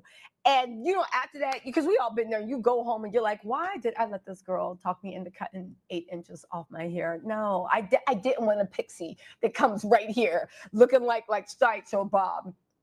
Kara Jordan, thank you so much for the super chat. And Leslie Murray, thank you so much. Listen, I'm going to be right there with y'all reporting. Okay, so listen, the homegirl Hiller said, child, I've been waiting for this one. Big Tisa, not the little one. Yes, big indeed. Let me tell y'all, if y'all ask me if I'm pregnant one more MFing time, y'all literally about to have me start lying, talking about, yeah, I didn't make it. Just listen, I've been eating donuts and Doritos. A lot was going on with my family last year. But guess what? Everything's better now. The Lord heard the prayers. So now I'm in the process of getting my summer body back. But can I be fluffy in peace? Jesus Christ. Yes, this is what donuts and Doritos did. Let it go. Anyway, right? I'm not hiding anything, y'all. Y'all saw me on the steps. Just let it go. It's fine. Yes, indeed. Big Tisa, not the little one, but the little one's going to be back by summer. Promise y'all. Right? Anyway, so we're in the courtroom. The guy, so they're doing the thing. Mark Agnifilio with the jury selection, it goes by pretty quick, but Mark Agnifilio and Diddy's whole team was caught off balance. Diddy was this, let me show y'all really quick. So Diddy, hold on, y'all. So Diddy could not keep in character. So Diddy came in like this. Hold on. Diddy came into court moving. You know, like the way your grandma or grandpa move, where like you just moving like, and then he would sit in the chair like, and everybody was like, oh my God, his hair is going gray. And I said, you know what? That's all showmanship. Because guess what? His face was smooth. His goatee was shaped up. And he had a shape up around the gray hair. And like I said on live today, you can crush up some roach legs mixed with rat hair and make some Beijing. Beijing is probably made out of rat droppings and roach legs anyway. You cannot, you can literally take some shoe polish. You are trying to look as old and feeble as possible. It is not working. So he was like literally like, then he had to pour some water and he was like, and then like the judge was like, Mr. Combs, did you get water? Which is odd with Diddy. Every time he comes to court, He just asked for something.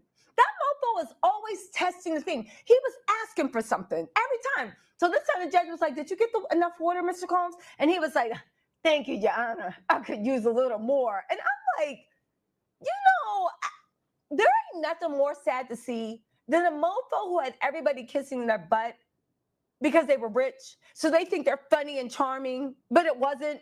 You was just rich. And now that you don't got your power anymore, you still think you're charming. No, dummy, it was the money. And it don't work. When you're, yeah, actually, I could use a little bit more, Your Honor. Anyway, then he took the water and he was like pouring it, Old Man River, trying to make his hands shake. I said, I know a griff when I see one, because no lie, if that was me in court, I would be doing the same thing. Old Man River, right? And then taking a sip of water, moving all slow.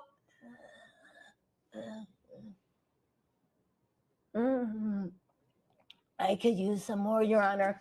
I was sitting there looking like this. Now, I will say something. I feel like Diddy and his crew, they're glarers. They're like glaring at people like people don't got security. They're glaring at people like, you know, like their daddy's still running the streets. They're glaring at people like the U.S. Marshals and U.S. attorneys are not looking to give more charges. That's the way they're glaring at people. So it's very, very confusing because I'm like, am I the only one living on planet Earth? Must be, right? But anyway, that was just some weird thing where it was like, y'all still ain't learned nothing at all about that. So anyway, hold on, I feel like I'm missing a super chat. Y'all know I need every penny I can. KS Forever said, a fun for you to stand up again for science. Y'all want to see me do the Old Man River stuff? So anyway, also, Jersey Brick said, Diddy displaying his bad acting. Jersey Wick got the tometer of the night. Diddy is displaying his bad acting skills. So anyway, KK Scorpio said, oh, thank you so much for the super chat. Dance with the shimmy move. So anyway, Diddy comes in, like literally, and he was trying to hunch y'all like this. Diddy comes in, like waves like this. Who is that, Chance? Girl got red hair now? What? You know? And I was looking like, this ain't nothing but Harvey Weinstein, Bill Cosby. Because remember Harvey Weinstein and Bill Cosby? When they went into jail, they were doing jumping jacks and kicks, right? Literally, looking defiant. I dare y'all. They was in jail for a couple of months, came out. Bill Cosby acted like he was blind. Harvey Weinstein talking about he went senile, right? So Diddy comes in. Hold on. Hello? Yes?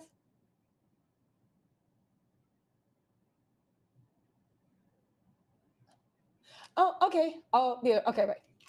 Hold on one second, guys.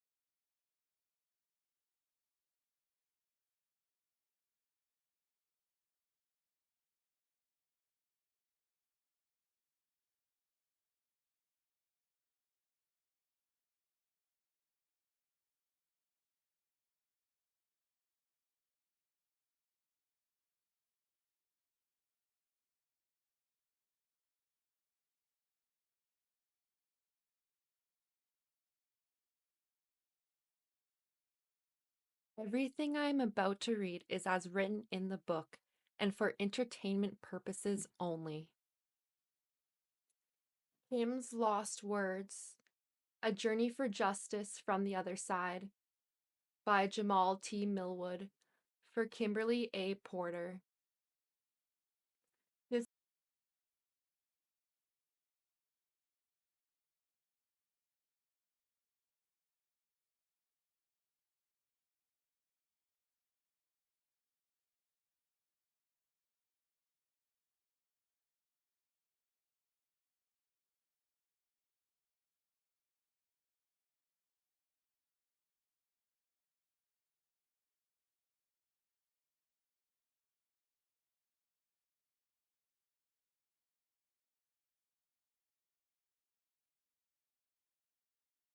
diary to be made public. Out of protection for certain parties and their potential criminal activity, some celebrities, performers, and events have been represented with X's due to their highly explosive nature. At some point in the future, this information will be revealed to the public. Regarding Kim's sudden death and the mysterious illnesses of Albie Schur and Jamie Foxx, evidence does exist that points to foul play and/or poisoning. God bless Kim Porter and all of Sean Combs' victims, both male and female. Chapter 1: The Introduction. Soon after high school, I started landing modeling jobs. I couldn't believe it. It was all happening so fast. I met my husband, father of my oldest child, and one of my oldest friends in life, Albie Schur. It was a whirlwind romance. I was only 19 when we married. And no, it didn't work out. Al is still one of my best friends to this day. Our son Quincy is such a talented and wonderful young man. At that time, I had no idea my relationship with Al was going to introduce me to the man that I would spend the better part of my adult life with. A man whom I would love and cherish, but eventually fear and hate. I don't want to put the cart before the horse, but I will say, although I knew what was going on, I turned a blind eye many times. Here I have to tell this truth. Unfortunately, because deep down I knew everything that was happening. But I lied to myself a lot. He was so charming, a wolf in sheep's clothing, a devil, and I fell for it. The story must be told despite the fact that it will hurt my children. I cannot hide it any longer. Sean Combs must be stopped. Chapter 2: Humble Beginnings. I was born to loving parents Jake Porter and Sarah L. Porter in the Peach State of Georgia. All through Columbus High School, where I graduated in 1988, I knew I was going to be famous. In the 10th grade, one of my best friends, Tina, said to me, "You won't make it here in Georgia." I knew if I really wanted to be famous, I would have to leave my hometown and my home, Georgia. That conversation was so important as I look back now. It changed my life. I met Al while I was working in the industry. He was so dope and charming, and I had such a crush on him. We were married before I knew it, and Quincy was on the way. But I was young, and it just felt like it wasn't going to last. It was a little heated between us after we separated, but we got past that quickly. He is just a super dope guy and an amazing father. Though we separated, we are forever bonded through Quincy. Thank you, Al. I will always love you. When I met Sean, he was cool. I didn't think much of him at the time. He was just another guy at the label. Uptown was huge, and we were all living our best life. But Sean continued to lay on the charm, and before I knew it, we were dating. As a young single mom in one of the hottest companies in the world, life couldn't get any better.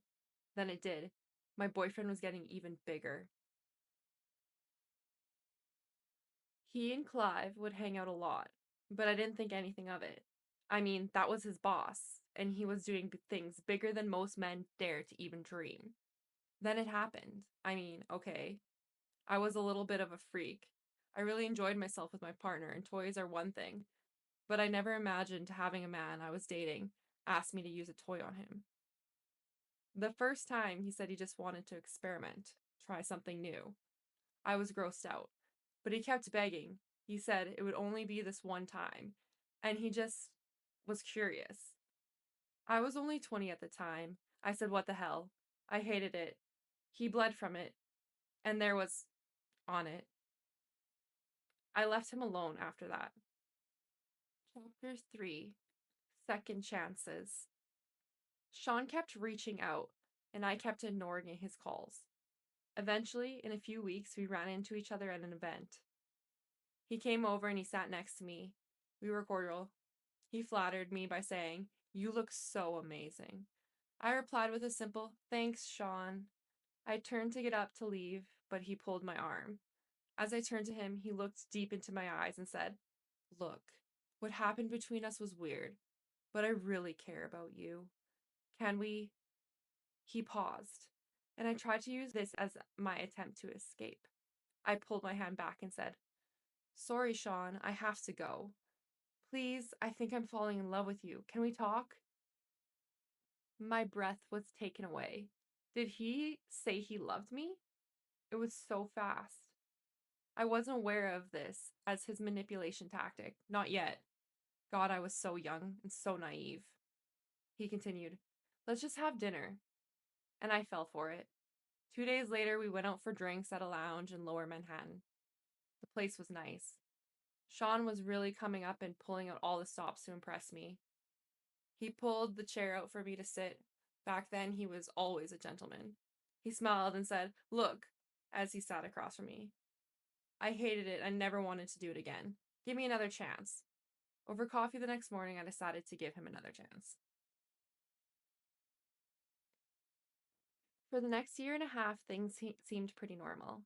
It was fun. Things were going great, and we were living the dream that I dreamt about throughout my youth. Sean and Clive were working on Bad Boy, and he had his first couple of artists. He picked up Craig Mack, and then some rapper from the West Coast called Notorious B, to help Chris develop. He was collaborating with the biggest names in hip-hop to make it happen. Things could not be more amazing. Then he asked me to do it again. It was insane. Sean said, "Baby, I can't stop thinking about it." "What the hell are you talking about?" I responded. Sean continued, "I just can't stop thinking about that night. It was amazing. Can you me one more time, please?" I became infuriated. "Why don't you go to Clive? He is the one screwing you, isn't he?" Then Sean hit me.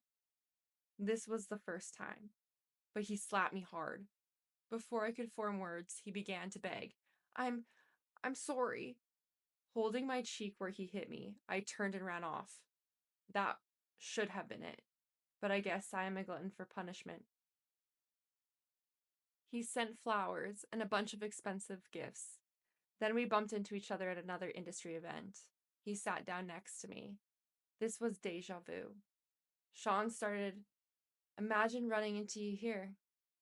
"Get the away from me," I forced out.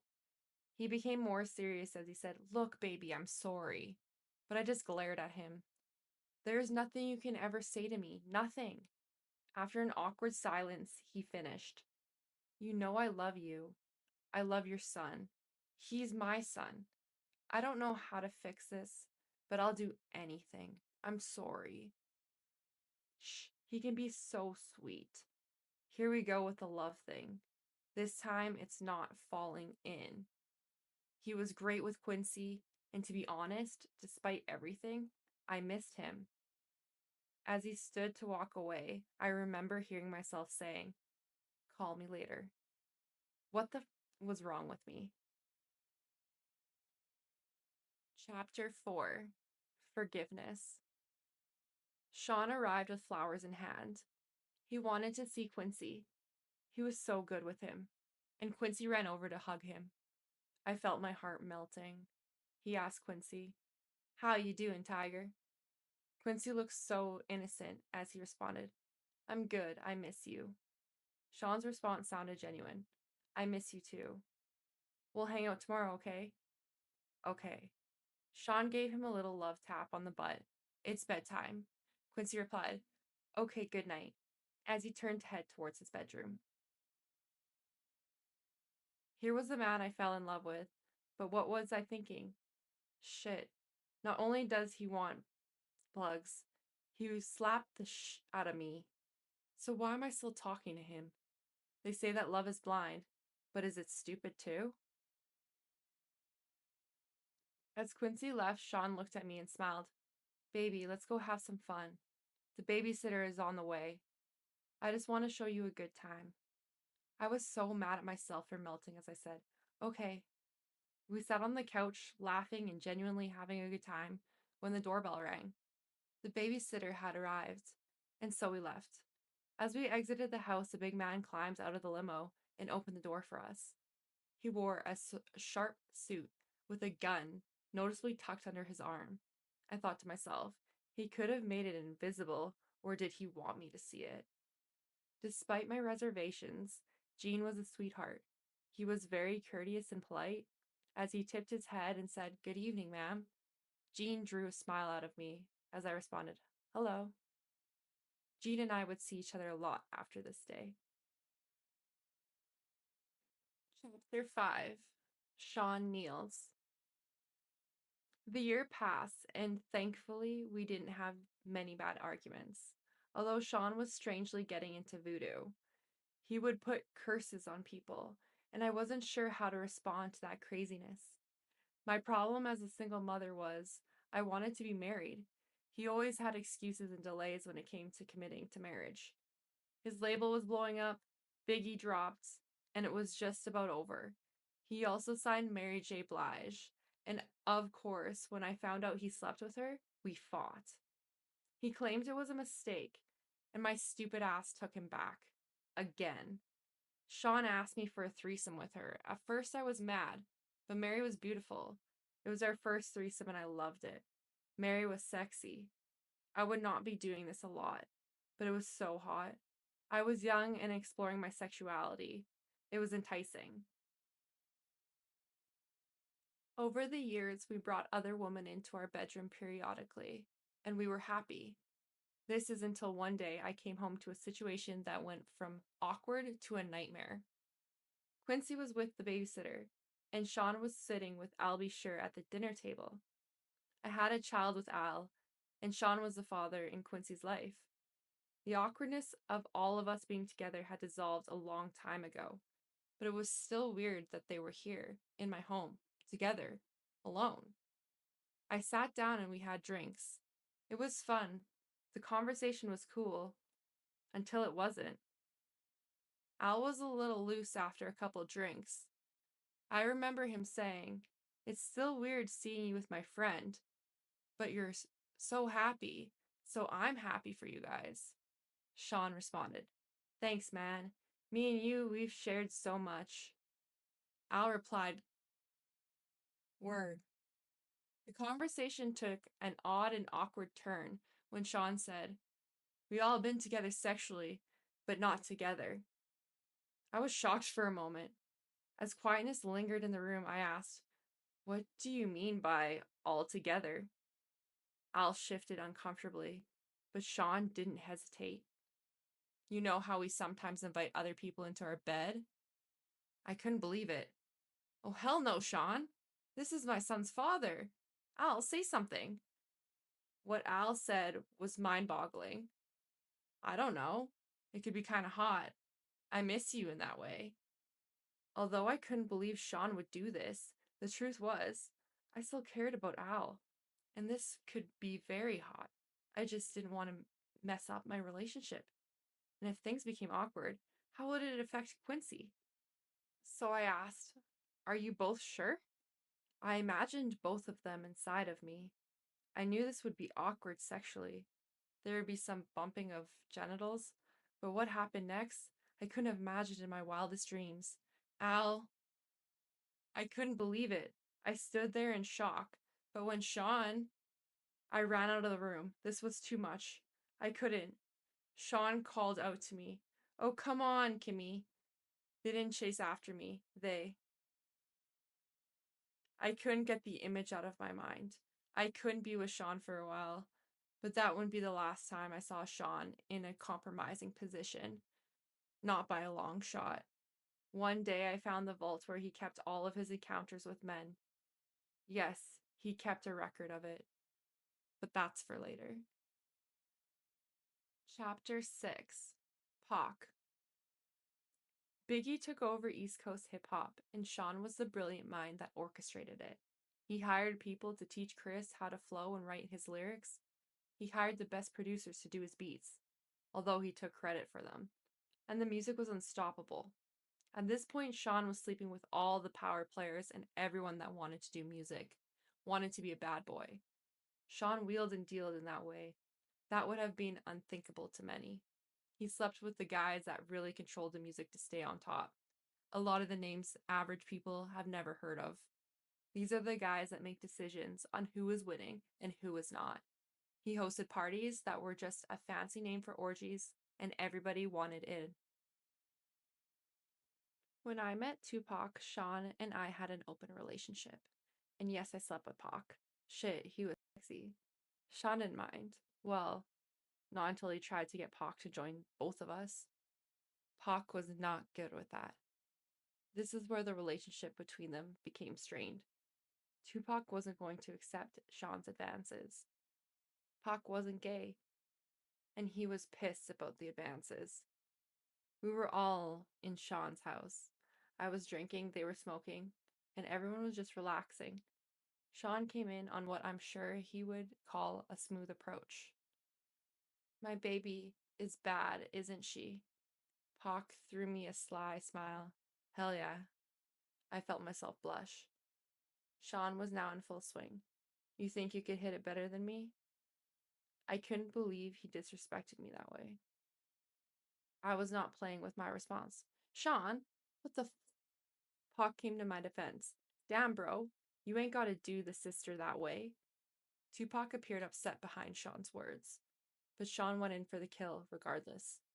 I think my dick's bigger than yours. I bet I can make her run faster than you. What's up? Pac was appalled. What are you talking about? I ain't trying to run no train, Sean continued. What, you scared off? Let's see, who better? Let her be the judge.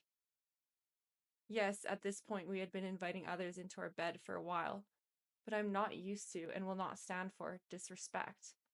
I wasn't the only one upset.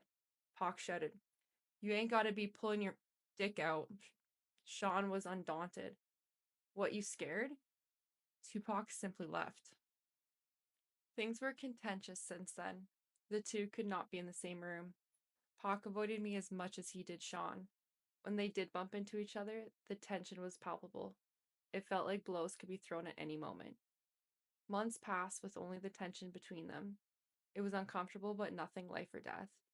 Then one day, while we were at the studio, it happened. I walked into Sean's office and he was having the conversation. Sean sat across from Jimmy Henchman. Pac, don't leave that studio alive. I don't think I was supposed to hear it. I continued as if I didn't. Hey, Sean. Good morning, Jimmy. They didn't seem to think I heard anything. I'm ordering breakfast. Smiling, Sean replied first. Let me get eggs sunny side up with grits and an orange juice. I could see he was hungover. Good, I don't want him knowing I know anything. If he just put a hit out on Pac, knowing something could be dangerous. Jimmy, apparently not hungry, said, Nothing for me.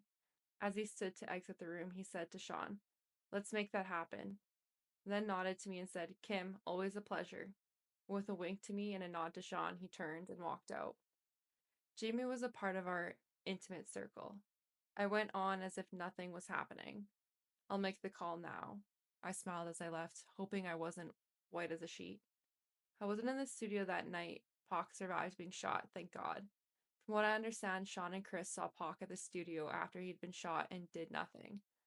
The way God works. After being shot, Pac made it to the elevator and tried to escape, but he stopped at the floor Sean and Chris were on. When the doors opened, they saw him lying on the elevator floor, riddled with bullets.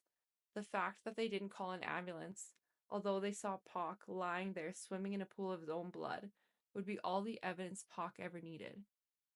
He of course assumed they placed the hit. And Tupac is a soldier. This is not something that will be unanswered. Tupac didn't do well. He lost a testicle, but he survived. It was orchestrated, and Sean Puffy Combs was the orchestrator. Chapter 7. Threats. At this point, I knew I had to get away from him. But I was scared. Is he going to take my life if I try to escape? One February evening, I thought I found my opportunity at dinner after an event. We were at a ritzy restaurant in a private booth. It was an exclusive setup. We were alone, but we were in public. Perfect. Sean was on the phone talking to an unknown listener as he sat down. His words on that call will be etched into my mind forever. We're gonna release Who Shot You Now. He waited for a response, then went on to say, of course they're gonna think Big was talking about Pac. That's the whole point. Nobody would give up about a diss track against LL Cool J. Do you know how much money we'll make with this kind of rap beef? They'd be battling after someone who really got shot. This may not be the best time for this conversation, Sean was finishing up. We drop that shit tomorrow. He listened into the phone, then responded, there's going to be some blood in the street. Pac's alive, let's capitalize on that shit. When he responds, it's just going to make more money. He turned around and looked at me, spoke back into the phone. I'll call you back. Then he hung up and spoke to me. What's wrong? I tried my best to give a fake smile at what I had heard. After all, me and Pac were intimate. I responded, nothing. Sean wasn't fooled. Are you sure? His demeanor was threatening, but I responded as cool as I could muster to his intimidating stare. Of course. He took my hand, saying, that's wonderful. He began to squeeze my hand until it hurt as he continued. Because seeing you walk into the office while I was talking about killing that mother and you not saying shit to me had me just a little bit concerned. His grip was starting to hurt badly. You're hurting me. As he continued, he squeezed tighter. You're pretending you didn't hear anything was a sign of your loyalty to me, not something I should be concerned with, right? I had no choice but to give him the answer he wanted. I knew I was trapped when I responded. Of course I'm loyal to you. He let me go as he responded. Good. And remember, I'm the big dick. I snatched my hand back in pain. He smiled and said, let's start off with a good wine. He snapped his fingers and his favorite wine was poured for him. They knew what Sean wanted, and what he wanted, he got. I'm trapped. Now isn't the time for me to launch my escape plan. I have to be strategic. It's going to be hard to leave the glamour, the glitz, the lifestyle. I mean, this man just snapped his fingers in one of the most exclusive restaurants in New York City, and they poured his drink of choice. The bottle of wine is $800, and this is 1994. The list to get in this place is 6 months long if you are somebody. Mayor Giuliani has a table here tonight also. If I got up and walked out, I would be safe, but what about tomorrow? I had to think. He sipped his wine and smiled. You're not drinking. He pointed at my glass, and of course a waiter filled it. They knew what I liked as well. Sean has a bad temper. He yells sometimes, and okay, he roughed me up once or twice, but he never punched me. He never bruised me, and he never hit Quincy. I would not have stood for that. He never laid a hand on my son. At that time, I never thought of him touching Quincy in any way. Then the significance of what he said hit me. Is he mad at Tupac over me? I'm the big dick? Oh my god. The last time he put his hands on me, it was because I enjoyed Jamie Foxx too much. Shit, he enjoyed Jamie too. He gets so insanely jealous. It's not fair. He wants to bring other men into the bedroom, but gets jealous when he does. Damn, you're quiet tonight, he said, snapping me back into the present. I asked the question that was burning in my mind since I walked into the office. What does Chris think of this? He looked at me and said, his fat ass better just keep doing music. A third guest was escorted over by security. Sean motioned for him to sit. A waiter walked over to Sean Carter and asked, would you like something? Carter responded, no thank you, then said hello to me with a smile. Smiling, I replied, hey Carter, and I took a sip of my drink. The Seans may share a bed together from time to time, but thankfully I was never asked to join. Carter went on to speak to Sean. I thought we were meeting in private. Sean replied with a nonchalant shrug. I had to discuss something with her. It's fine, go ahead. He had this kind of power. Carter shifted uncomfortably in his chair before continuing. It's true. Chris and Pac were about to start their own label. Sean slammed his fist against the table. Doesn't anyone have a loyalty, Carter? Well, that's not happening right now. Sean peered at Carter with distrust. Why are you so eager to share this with me? Chris is your man. He brought you on, and you're stabbing him in the back? Carter responded with indignity. First, I'm tired of being. I need to come out from under his damn shadow. Sean smiled slightly. Okay, I respect that. Carter kept going. On top of that, he's making that move, and it should have been with me. Sean looked at Carter blankly. Pac put Chris on. You know this. What's this really all about, Carter? Don't try to play me. The Jay-Z of today wasn't born yet. This young Sean Carter was in over his head. Cornered, he had to spill it out. I want his spot. Ambition, now this is a man I can work with. Sean made a grandiose gesture towards Carter. Waiter, get this whatever he wants. Carter smiled. Thank you, Sean responded. Honesty and ambition. We're going to make a lot of bread together. Carter ordered a drink, and as he stated again, guess we won't be leaving with that to do their own label now. Sean responded with his normal air of arrogance. Why don't you let me worry about that? I took this as my cue to escape. I told Sean, I'm going to go ahead and get back to Quincy. Sean was wrapped up in his conversation with Carter and barely noticed as he excused me. Have the limo drop you off. He didn't eat, he didn't care. I smiled and kissed him on the cheek and left. Chapter 8. Kadida. Actress, model, and fashion designer, Kadida Jones, was Tupac Shakur's fiancée and is the daughter of record producer Quincy Jones and actress Peggy Lipton. Being around other celebrities was just a part of life. Meeting Kadida was one of those events, and as time went on, we became close. We hung out together, went shopping, and so on. It was about the same time I met Kimura. Those were the days, or so I thought. We always had girl talk, and the fact that she was dating someone I had previously been with wasn't a source of contention. We didn't get jealous of each other. It was just girl talk stuff. No, I did not become intimate with Kadida. Kimura was too jealous for that. Yes, Kadida knew about Kimura, Sean, and I all being together sexually. Of course she did. We shared that kind of thing. We were open and honest with each other about almost everything. A true friendship. Except I couldn't be open and honest about everything. Not anymore. Sean made sure of that. Kadida and Pac were the greatest couple. He was always so cool and yes, sexy. She was so beautiful and fun. Before all the tension and beef, we used to all hang out together. It was always dope vibes. But with Pac's shooting and the suspicions surrounding Sean and Jimmy, the vibes between Kadida and I were always perfect. Then came that night. Award shows weren't anything new for us at this point. We dolled up as the men groomed. We didn't choose what we wore. A stylist prepared our color palettes. A makeup artist did our makeup. And a hairstylist did our hair. This was just the way of things. We shared the best stylist in the business.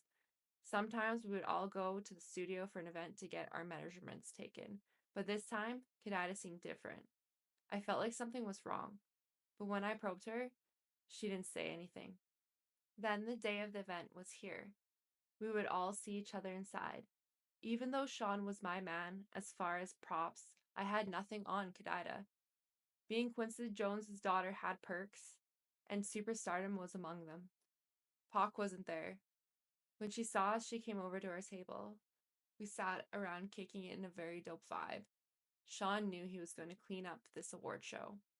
He had all but taken over the East Coast musically. With all the hits, there really was no way he wouldn't. Bad Boy is in Hall of Fame stuff now, and Sean P. Diddy Combs knew it. Sean smiled at Kadida as she sat at her table, but soon something about that smile didn't seem authentic. Soon I would know why. He's sick when he has a grudge against someone. As she sat, Sean said, Bad Boy is going to clean them up. From this table with Faith, Chris replied, Hell yeah. And that new out gonna have sick. Kadida signaled for the waiter to pour her a glass of ginger ale that sat over at her table. As the waiter refreshed her drink, she said, Pac's music gonna get some love too. Sean grimaced. Oh, come on, Sean. I know y'all got your differences, but you have to admit, the man makes great music. Sean looked at me out of the corner of his eye, then took another sip of his favorite cognac, and replied, Bad Boy got the hottest music on the planet, and I ain't tripping. Everybody gotta get their shine, right? Kid Ida sighed. Sean, Tupac thinks you were the one involved with getting him shot. You two were so close. You need to make this right. Sean responded indignantly. Why would that think I'd had anything to do with it? Kid Ida retorted. Sean, can you blame him? Sean was obviously not happy with what that question was by his reply. Hell yeah, I blame him. We had a good thing going, all of us. He turned on me, and he has the balls to blame me for his shooting? The indignity he managed to spew out while lying through his teeth was something I did not expect. I was thrown back for a moment before interjecting. Dad, do we have to do this tonight? It's Sean's big night. Kimura heard the ruckus and made her way over to our table as well. She sat down and said, Hey, everybody, with that big dimpled smile. I smiled and replied, Hey. Kid Ida also seemed happy to see her as she said, Hey, what's up, Kimmy? Kimura was never the type to hold her tongue and went straight at it. The whole place is buzzing with that fact that you're sitting here accusing Sean of having Pac shot. Y'all kinda, loud. She laughed. Kid Ida seemed embarrassed as she looked around to see everybody staring and whispering. But she wasn't about to back off. In fact, she doubled down. Anybody here not talking about it ain't real anyway. We all know Sean was behind it. Kimura forced a smile. Honey, we don't have to do this here. Kid Ida made clear she was not to be silenced as she continued. Oh, let's not hurt the feelings of Sean Puffy Combs. He only had one of the most prolific rappers in the game shot. Sean clenched his hands into fists. If this was anyone else, this would have turned ugly. But this was Quincy Jones's daughter. Sean was a monster in the streets, well feared by men that knew, but he did not want any of the smoke Quincy Jones could bring. Kid Ida could continue with impunity. Sean could not touch her. Christopher and Mary both wanted to defend the super producer that made them famous. Both started to stand and make their way over to the table, but Sean signaled them off. With a firm motion of his hand, they remained in their seats watching helplessly. Kid Ida seemed to be on a full rampage. You're not safe in the street, Sean. You think you're untouchable? Kimura seemed almost red in the face when she grabbed Kid Ida by the hand, saying, I gotta go to the restroom. Kid Ida, not willing to stop, snatched her hand away, yelling, Let go of me. Kimura needed her to get a grip and said sternly as a parent speaking to a child mid-tantrum, Da! Kid Ida turned to her and yelled, What? Kimura nodded toward the crowded room, and Kid Ida looked around. Here she deflated slightly. Kimura, now in control, spoke firm, but softly. Let's go powder our nose. Kid Ida nodded with a grimace and gave a sharp look back at Sean as she walked away.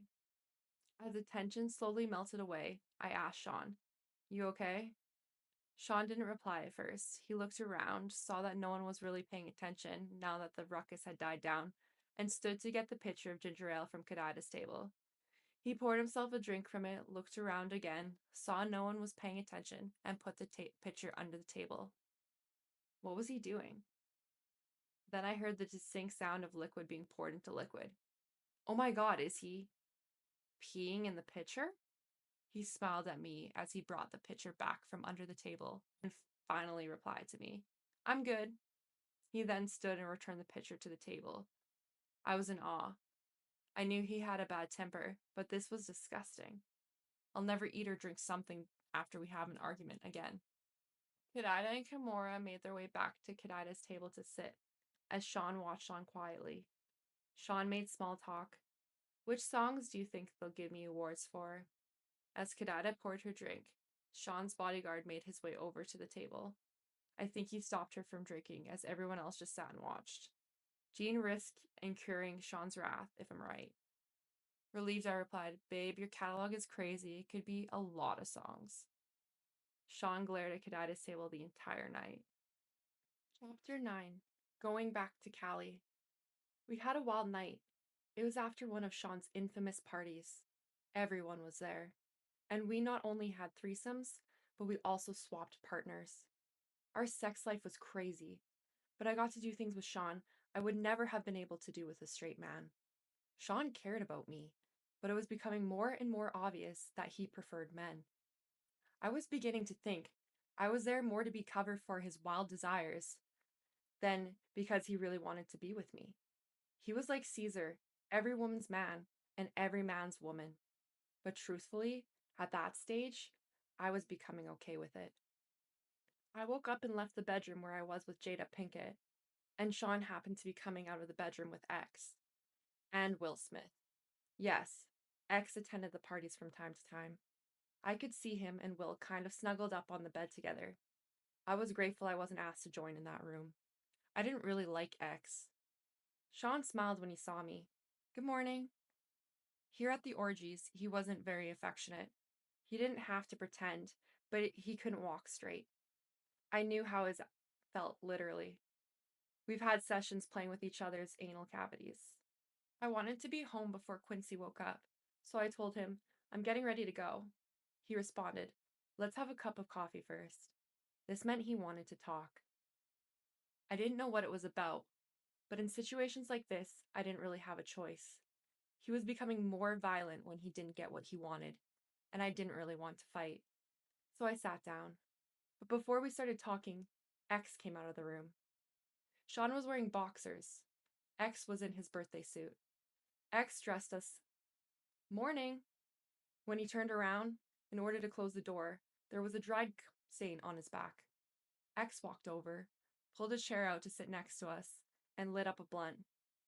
Sean stretched, smiled, and said, this East Coast, West Coast beef is more lucrative than I thought, but it's getting dangerous. X responded surprised. Business first thing in the morning? Damn, cuz, you want it. But you know, you don't got nothing to worry about. You got a pass, Daddy. X smiled coyly. Sean apparently had something to talk about with X as well, because he said, I can't protect everybody, especially if someone is no longer going to be on my label. It was apparent X was taken aback by this turn of events by his reply. Sean, are you saying what I think you're saying? Sean continued, it's taxing on my resources to protect people. Someone that isn't 100% on my team can't get 100% of my protection. What the hell is going on here? What did Sean want from me? This morning is turning out to be way more than I expected, and I have to go. Quincy will be looking for me. Meanwhile, X apparently wanted clarity. So to be clear, if something happened, X made quotation marks with his fingers. To one of your artists that was leaving your label anyway, it would be considered, he makes another set of quotation marks, out of your control. Is that what you're saying? Wait a minute. Can they be talking about Biggie? Is Sean saying he won't protect Biggie? At this point, I was too young, too naive, too hungover to understand this was not a lack of protection. This was a hit. Where was this coming from this morning? But an older, wiser me understands now what I did not comprehend all those years ago. Sean was just getting to the real reason that he had X there. The world was about to lose Biggie. X laughed. You a cold motherfucker, Sean said. Why the f would I protect somebody that isn't going to stick around? I made him. That should walk and be worshipping the ground I walk on. I was thinking, Sean's ego is rearing its ugly head, and I wanted to get out of there. But instincts told me I need to tread carefully. So my next move had to be calculated. I don't really want any part of this, not even implicitly. But I was just dragged right into the middle of it. If what was happening here comes out, will I be held as an accomplice? But even as those thoughts crossed my mind, I couldn't just pretend this was okay. So I said, but Sean, he hasn't left yet. They're just rumors.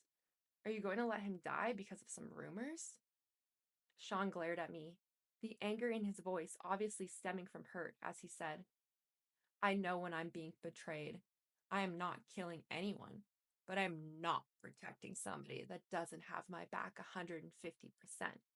That. This was railing out of control. My mind began to race. Is there a way to get through to him? Maybe I could use the finance route. Sean, he's bringing in so much money. You put so much money into cultivating him. Are you going to throw it all away?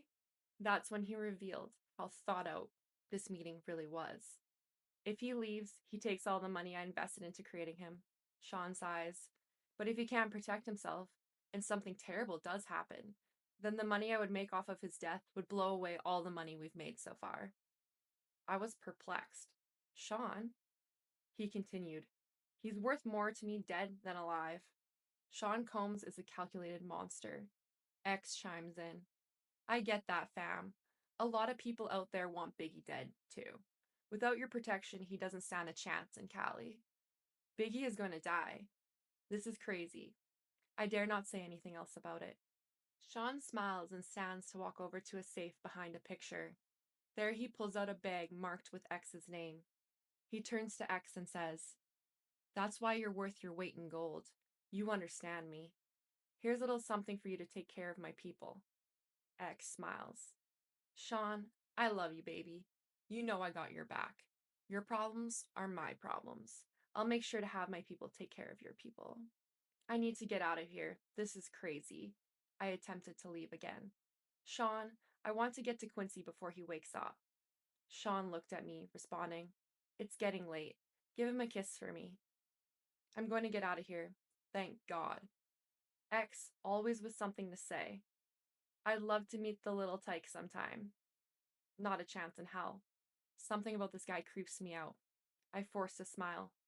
"That would be great." Chapter 10. The Lies You Tell. At this point, the relationship between Sean and I had been off and on for quite a while, and we were off at this point. He had put his hands on me again, this time for something that didn't even happen. It was all in his head. When the phone rang, I picked it up anyway. "Hi, Sean." He sounded nervous as he said, "We've been broken up for a while this time." "Yeah?" He continued, "I don't want anyone to know about my—" He paused to search for the right words. "Proclivities?" I replied. "So you don't want people to know about you being gay?" Sean exploded. "See? That's why I fucking lose control on you." So I just plainly stated, "Goodbye, Sean." "Wait!" he screamed. "What, Sean?" "I'm sorry, okay? You're always fucking sorry." He took a deep breath. "I have to do something to cover myself." I sighed.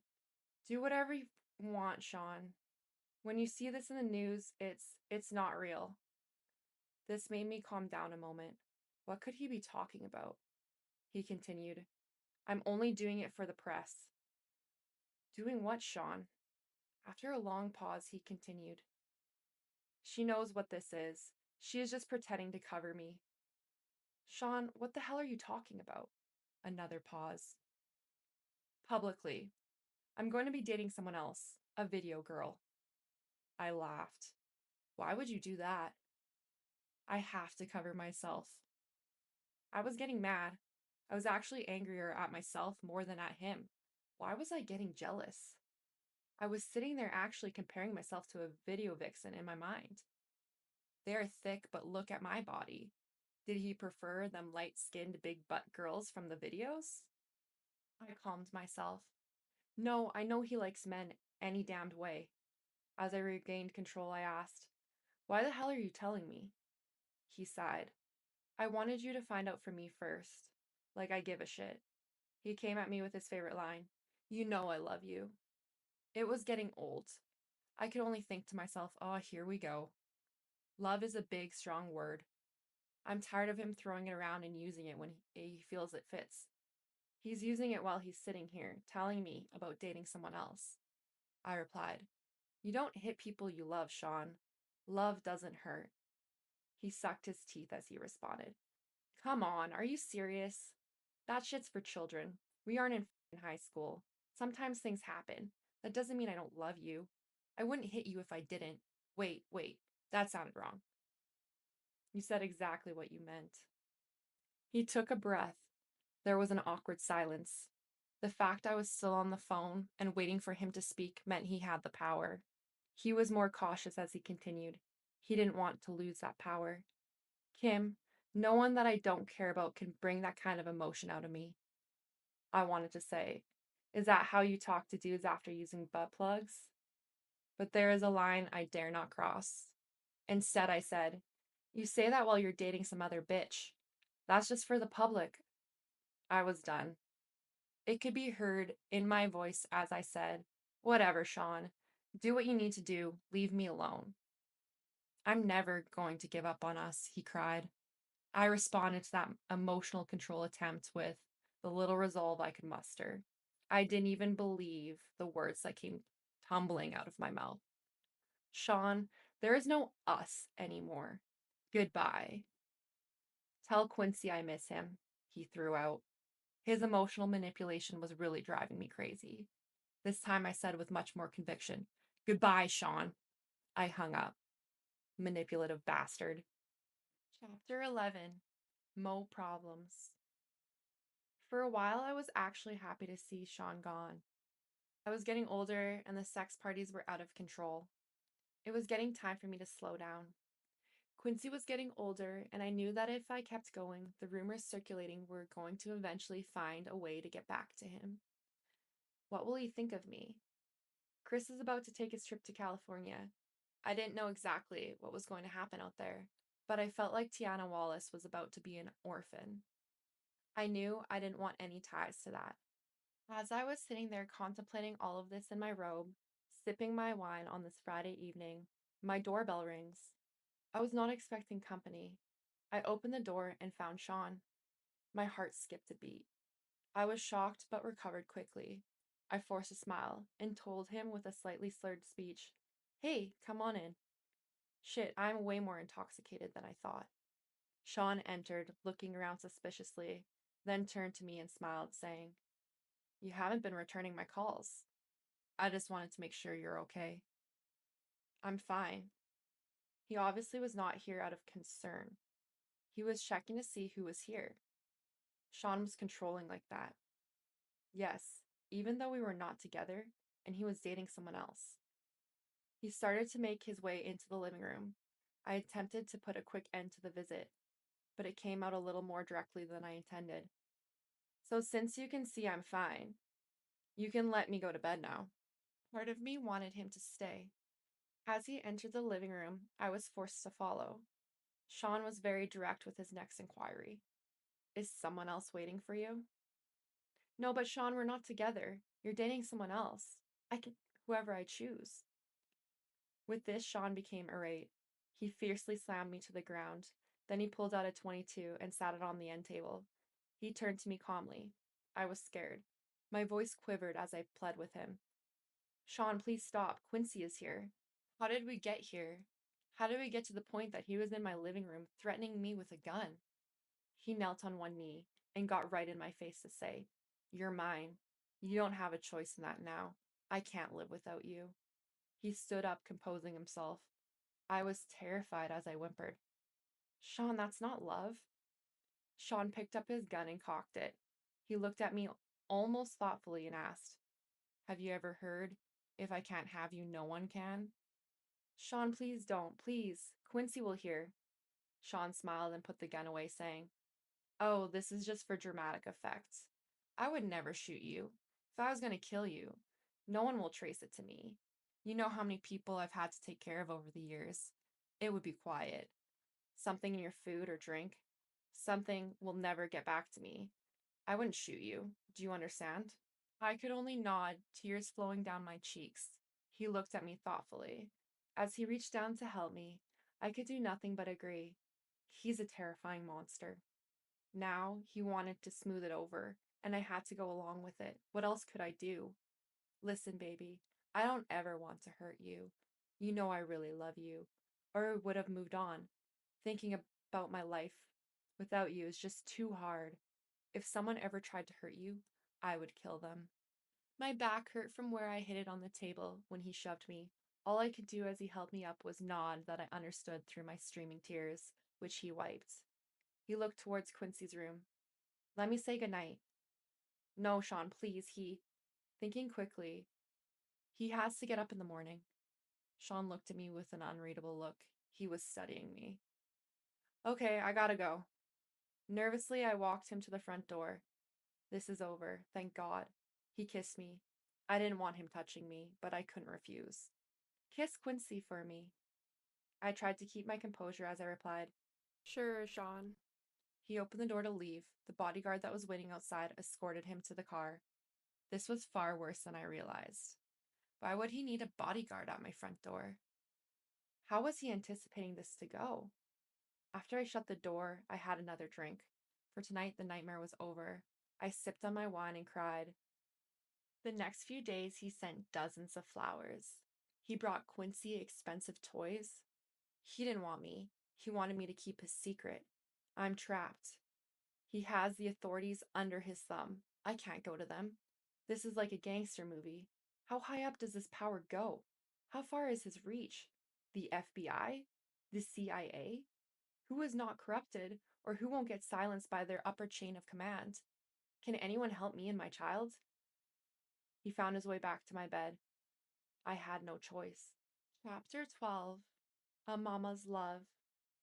The calamity that ensued behind the death of Biggie shook the East Coast. It rocked me as well. Sean could have stopped it. He was complicit in it. He was a contributor. He knew it was going to happen and didn't stop it. This was his friend. No, they were not nearly as close as Sean would have the public believe, but still.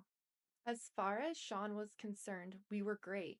To the public, we were just having the off and on relationship of a normal couple, and I probably just seemed like a money-hungry hoe.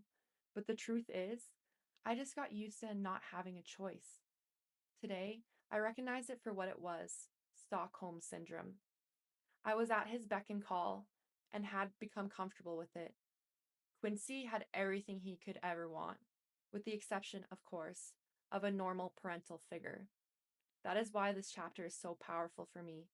A mother's love is so real. One night, I was out with my boyfriend. Yes, we were on again. And we were joined for dinner by none other than Mrs. Wallace. Sean looked over. As security allowed Miss Wallace to approach the table and sit, Miss Wallace spoke with a smile. Hello, Sean. Hi, Kim. I smiled the best I could. What a situation. For all intents and purposes, she is sitting with her son's killer.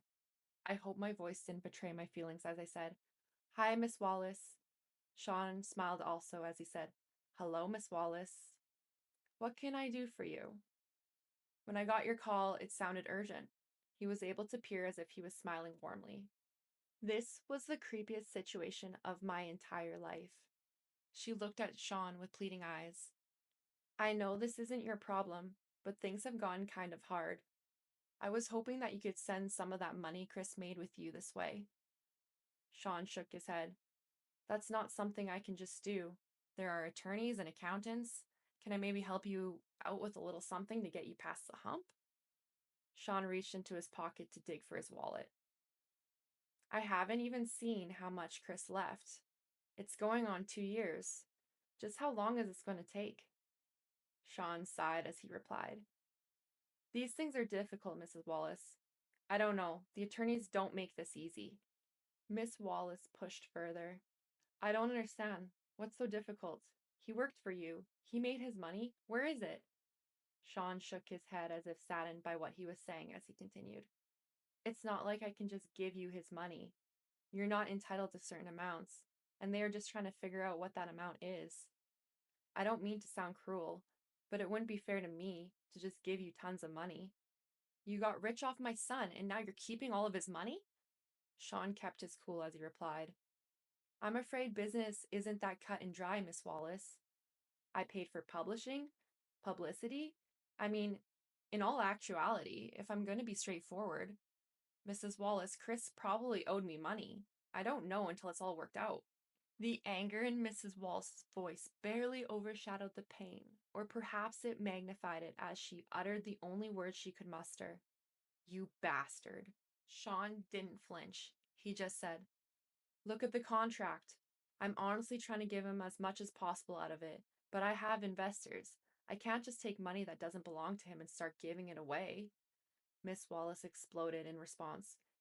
You know good and well Chris didn't owe you a damned thing. Sean stared her straight in the eye unwaveringly and said, He would have started making a profit after a few years. His money, until his album sales paid for studio time, music videos, publishing, and marketing, would have come from doing shows. I'm sorry. He isn't here to make that money. I miss him. Her response was deadpan. Did you kill my son? Momentarily, Sean was stunned into silence. She asked again, her voice quivering. Did you? He started. Miss Wallace. She would not be redirected. Answer the question. I was not used to seeing Sean on the defense. No, of course not. She looked at him with spite, the anger in her voice enough to send shivers up my spine, as she replied with a menace only a mother can. I don't believe you, Sean. Sean looked at her with a sadness that I knew in my soul to be fake. Although looking at him without context, anyone would believe him, as he replied, I'm so sorry to hear that. Today, I know he was able to muster that false sincerity because he is a sociopath. Back then, I thought it was compassion. With no more words, Miss Wallace stood up and left. Sean watched her exit with disbelief. Not knowing what to do, I placed my order. Dinner that night was long and silent. I feared for Mrs. Wallace's life. Sean is most dangerous when he feels threatened. No, she could not physically threaten him, but this threat was very real. If she goes public with her accusations, Sean's image would be damaged. I have felt for myself the extents he will go through in order to protect that image. Chapter 13. Have some faith. The fact of the matter is, Sean was a complete control freak. He was absolutely the worst. But of all the things he did for control, this might have been one of the most despicable ones. We were in the bad boy office one evening, sitting in the lounge area, enjoying a meal. Sean was smoking one of those big cigars he liked, when Faith entered and sat down with us. She seemed relaxed, and as she said, "Hey guys," I smiled. I never had any bad vibe from the marvelous Faith Evans. We never talked about the wild time that three of us shared one of Sean's parties. I gave her a hug. "Hey girl, what's up?" Sean smiled and asked, "Hey, what brings you out?" She addressed Sean, saying, "Look, when you asked me to hook up with Chris, I understood.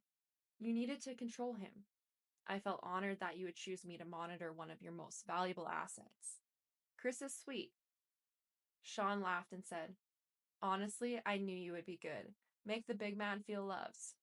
I don't feel good about this, Sean. Sean got that look in his eye he gets before he blows his top. Faith saw it also.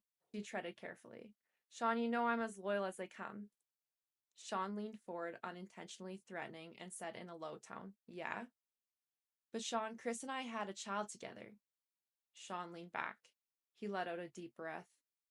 "I'm gonna take care of you. You're not like Chris. You're loyal."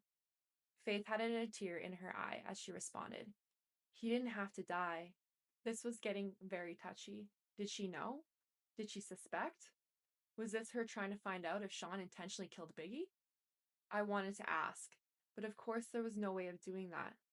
This is so crazy. Sean sighed and replied, "He didn't. Don't get me wrong. I miss him. But he was leaving me anyway. No one cares about my pain." Classic narcissistic Sean. It's all about him. I was sickened for a moment, but his next sentence made me feel for him anyway. I wanted to share all this with him. He was my man. Faith couldn't hide the anger that flared in her eyes, but she knew who she was talking to. She was careful as she spoke. "Sean, you have your friends you share things with." Sean sat forward again, this time with malicious intention, as he queried, "What the that's supposed to mean?" Chris had no one, only you. Sean lost it. "That fat and that other piece of shit I had you," I interjected while in shock. "You had her, Pock?" Sean glared at me as he answered, "Yes, fuck Pock. Those mother were going to try and start their own label and compete with me. Me, after all I did for that fact. Nah, I wasn't going to use resources to protect that mother. No fucking way." As Faith started to cry, Sean looked at her and softened slightly. He spoke a little calmer. "Look, I didn't hate him. I was hurt, but I didn't hate him. I'll make sure you and CJ are taken care of. Without words, Faith got up to leave. As she turned, Sean spoke softly. Faith. She ignored him. He called to her again. Faith! She exited quickly. Sean just looked at me and said, damn. I really didn't know what to say. Sean just told Faith that he wouldn't protect her husband because he was going to leave Bad Boy. From a business perspective, I didn't disagree with Sean there. If you're leaving and creating competition for him, why would he spend resources on you? So I hugged Sean. But I also knew he didn't have to send Chris to California. I wonder if he realized that he sentenced him to death. He hugged me back with tears in his eyes as he asked, how the f am I the bad guy, huh? I can do nothing but bust my ass to make everyone live comfortably, and I'm supposed to just let walk all over me? As I held him in a comforting embrace, I replied, no, baby. He took me right there on the couch. Like I said, Stockholm Syndrome. Chapter 14. Outshine. This particular evening, I was at Sean's house and Quincy was staying with a friend. It was some alone time for Sean and I until the doorbell rang, and Sean got up to answer it. I heard a woman yelling and quickly realized that it was Jennifer Lopez, or better known to the world as J-Lo. Sean, what the fuck? She blasted. Sean responded calmly. Relax, baby. Why the hell did you have to start shooting? Isn't that what we have bodyguards for? Normally, when these kinds of situations arise, I remain quiet and just listen. I play my position, you could say, but I wasn't paying attention to the news for the last day or so. And even though it would only be the thing anyone would talk about to me for months, no one had spoken to me about it yet. So I just entered the foyer asking, what's going on? Jennifer exploded at me. What's going on? What's going on? He shot up a damn club. My jaw dropped, looking back and forth between the two. Sean spoke smoothingly. Jen, you gotta calm down. Jennifer was having none of it. She continued, calm down, calm down. You shot a bunch of innocent people, Sean. Sean placed his hand on her forearm. It's a bonding technique. He was shrewd in handling her. He does this to me too. Even if you know what's happening, it works. It's an intimate contact without being personal. He was aiming to disarm her. This did not seem to immediately sway Jennifer as she continued, why in the hell do you think Biggie's replacement will take the fall for you? Biggie's replacement? Wait, could she be talking about... I had to know. Are you talking about Shine? Jennifer didn't even look at me as she responded. Yes, fucking Shine. Sean continued with a calm and even voice. Relax, the situation is under control. Jennifer was not calming down. She went on. They contacted my attorney for a statement, and there are a lot of witnesses, Sean. There is no way you're going to get away with this. Sean's arrogance can be immeasurable at times. He laughed as he asked, you doubting me? I couldn't believe it. I had to know. Sean, what could you offer him that would make him do a bid for you? Like, what the f? Jennifer also remarked. And what if he falters halfway through his sentence and starts talking? Sean responded as calmly as ever. He won't do that. People in jail don't cross-connect to people on the outside. Jennifer looked deflated. So you'll kill him too? How much does she know? Look, I'm not going to threaten anyone. Shine is smart and loyal. He knows how it works, and when he gets out, he will be taken care of. Jennifer spoke defiantly. Sean, they want to question me. I'm not perjuring myself. I'm not going to jail over this. Sean seemed so in control. I admired him for it at this point, but my spirit was broken. I felt bad for Jennifer. She catches one bad break after another, and this was a really bad break. Sean spoke with confidence. Relax. Come in and have a drink. Have your lawyers call mine. You'll never see the witness stand. I promise. Jennifer wasn't so sure. She asked him, how can you possibly know that? Sean smiled as he replied, between Shine's confession and the witnesses that gave their accounts, the cops won't need much else. The statement from your lawyer will be fine. Jennifer's next concern popped up. She explained, my attorney? Sean, he's good, but he won't do this. Beaming with confidence the way only a man with his net worth can, Sean responded, sure he will. Jennifer shook her head defiantly as she responded, Sean, you don't know him. Sean's unbreakable confidence was ruling the day. Jennifer was giving in as he told her with a smile, I got this. Sean, are you sure? Sean gave a wink. My attorneys handle situations. Give him my number too. Jennifer seemed leery as she asked, You're not going to threaten my attorney? Sean laughed as he replied, No, of course not. Money talks, baby. He turned to me and said, Take her inside and pour her a drink. I had questions of my own. But you were going to make Shine the label's go-to man. What are you going to do now? Sean looked disappointed as he responded. He had the voice, but his flow, he sighed. Well, artists with his talent are a dime a dozen. Looking at Jen, he continued. He's not a once-in-a-lifetime find like Jennifer Lopez. Now he's throwing on the charm. Despite the situation, she blushed slightly. Sean continued. Let's grab that drink. Let me handle this attorney situation. Relax. Don't worry. We left the foyer and went to have a seat in the living room. He tried to make a threesome happen that night. It didn't work out. Not that day. Chapter 15. Queen Bitch.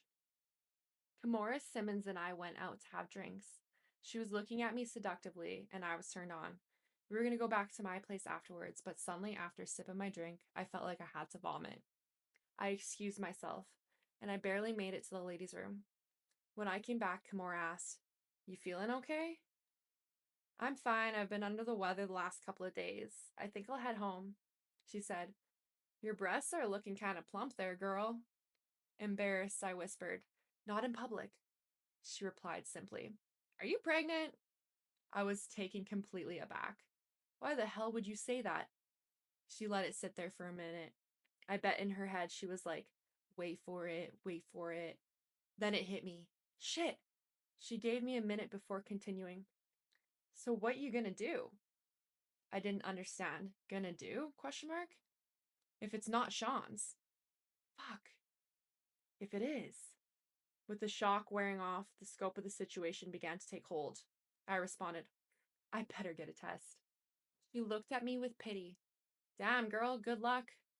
After what he did to Chris, I wouldn't want to be in your shoes. The desire that was in her eyes before I got sick was all gone.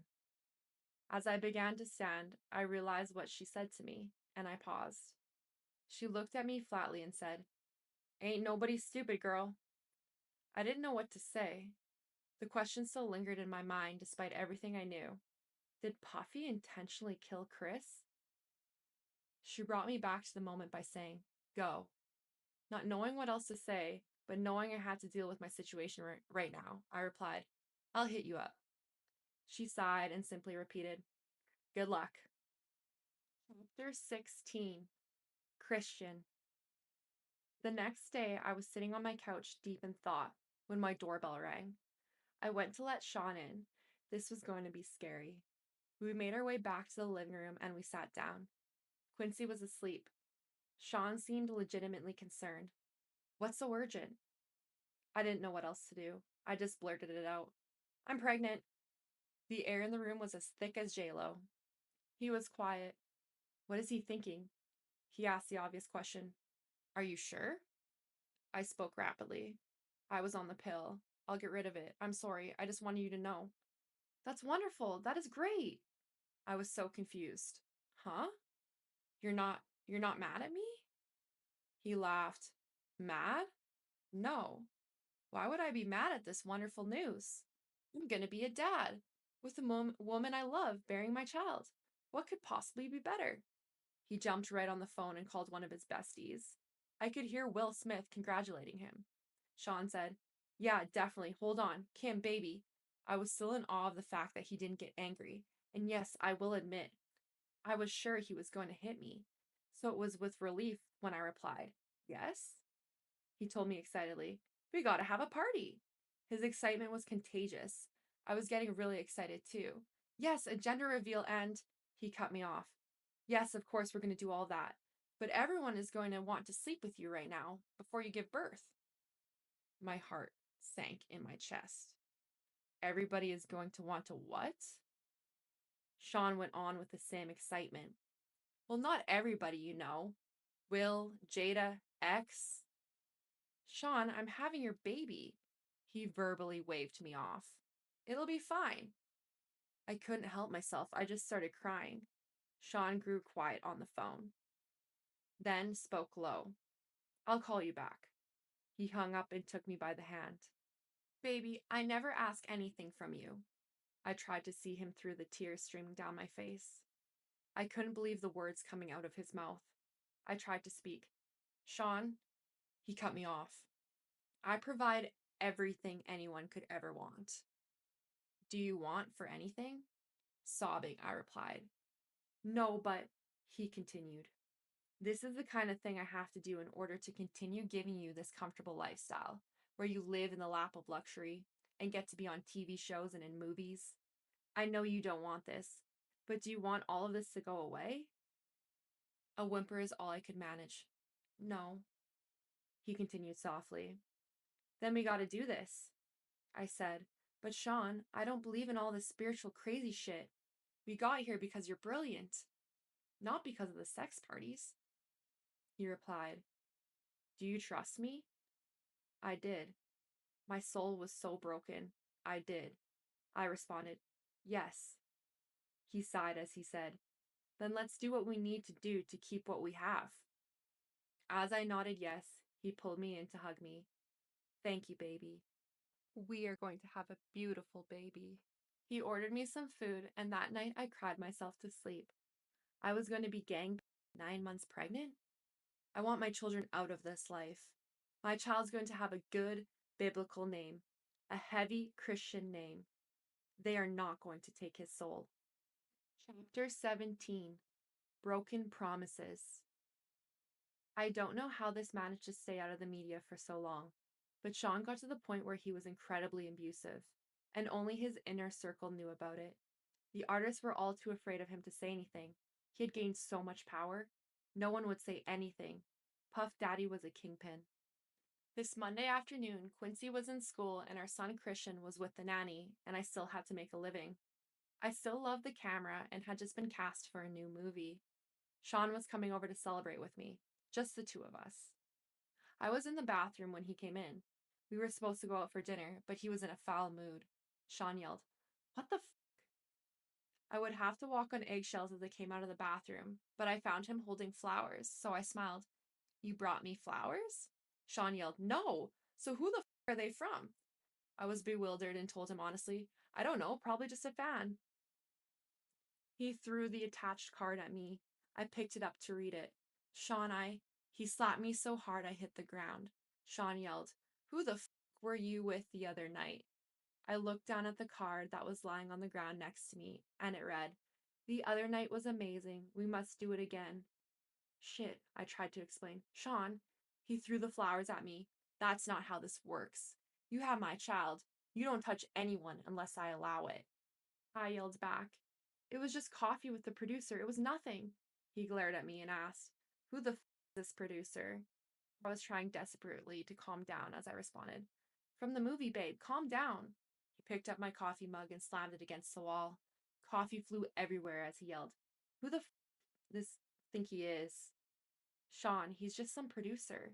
We talked about the role, and me maybe starring in another movie that he wants to produce. I swear that's it, Sean. Sean exploded even more. He wants to put the move on my family at the top of his lungs. My family. He flipped the table over, breaking it. It was a heavy table, but Sean is stronger than he looks.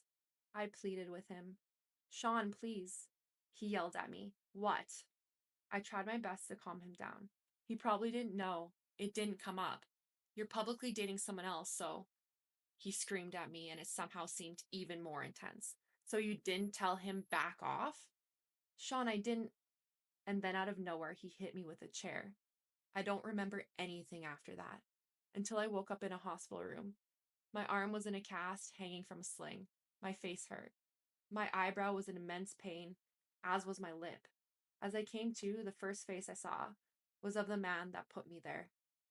Sean asked with concern in his voice, How are you feeling? I responded, Stay away from me. I'm sorry. I don't know what came over me. Save it for the lawyers. Stay away from me. We were in a private hospital room, and no one would hear me. I could scream like my life depended on it, but it wouldn't matter if I did. He kept going. I was just so jealous. You know how I am. You have... He took hold of my left arm, the one that was not slung up in a cast. You have our beautiful son, our family. It's just. At that point, I had enough. The one you slutted out right before giving birth? Are you fucking shitting me? Stay away from me. Don't come near me or my kids. He continued to plead. I'm sorry, baby. I promise. I'll never put my hands on you again. I swear. I've heard this song one too many times.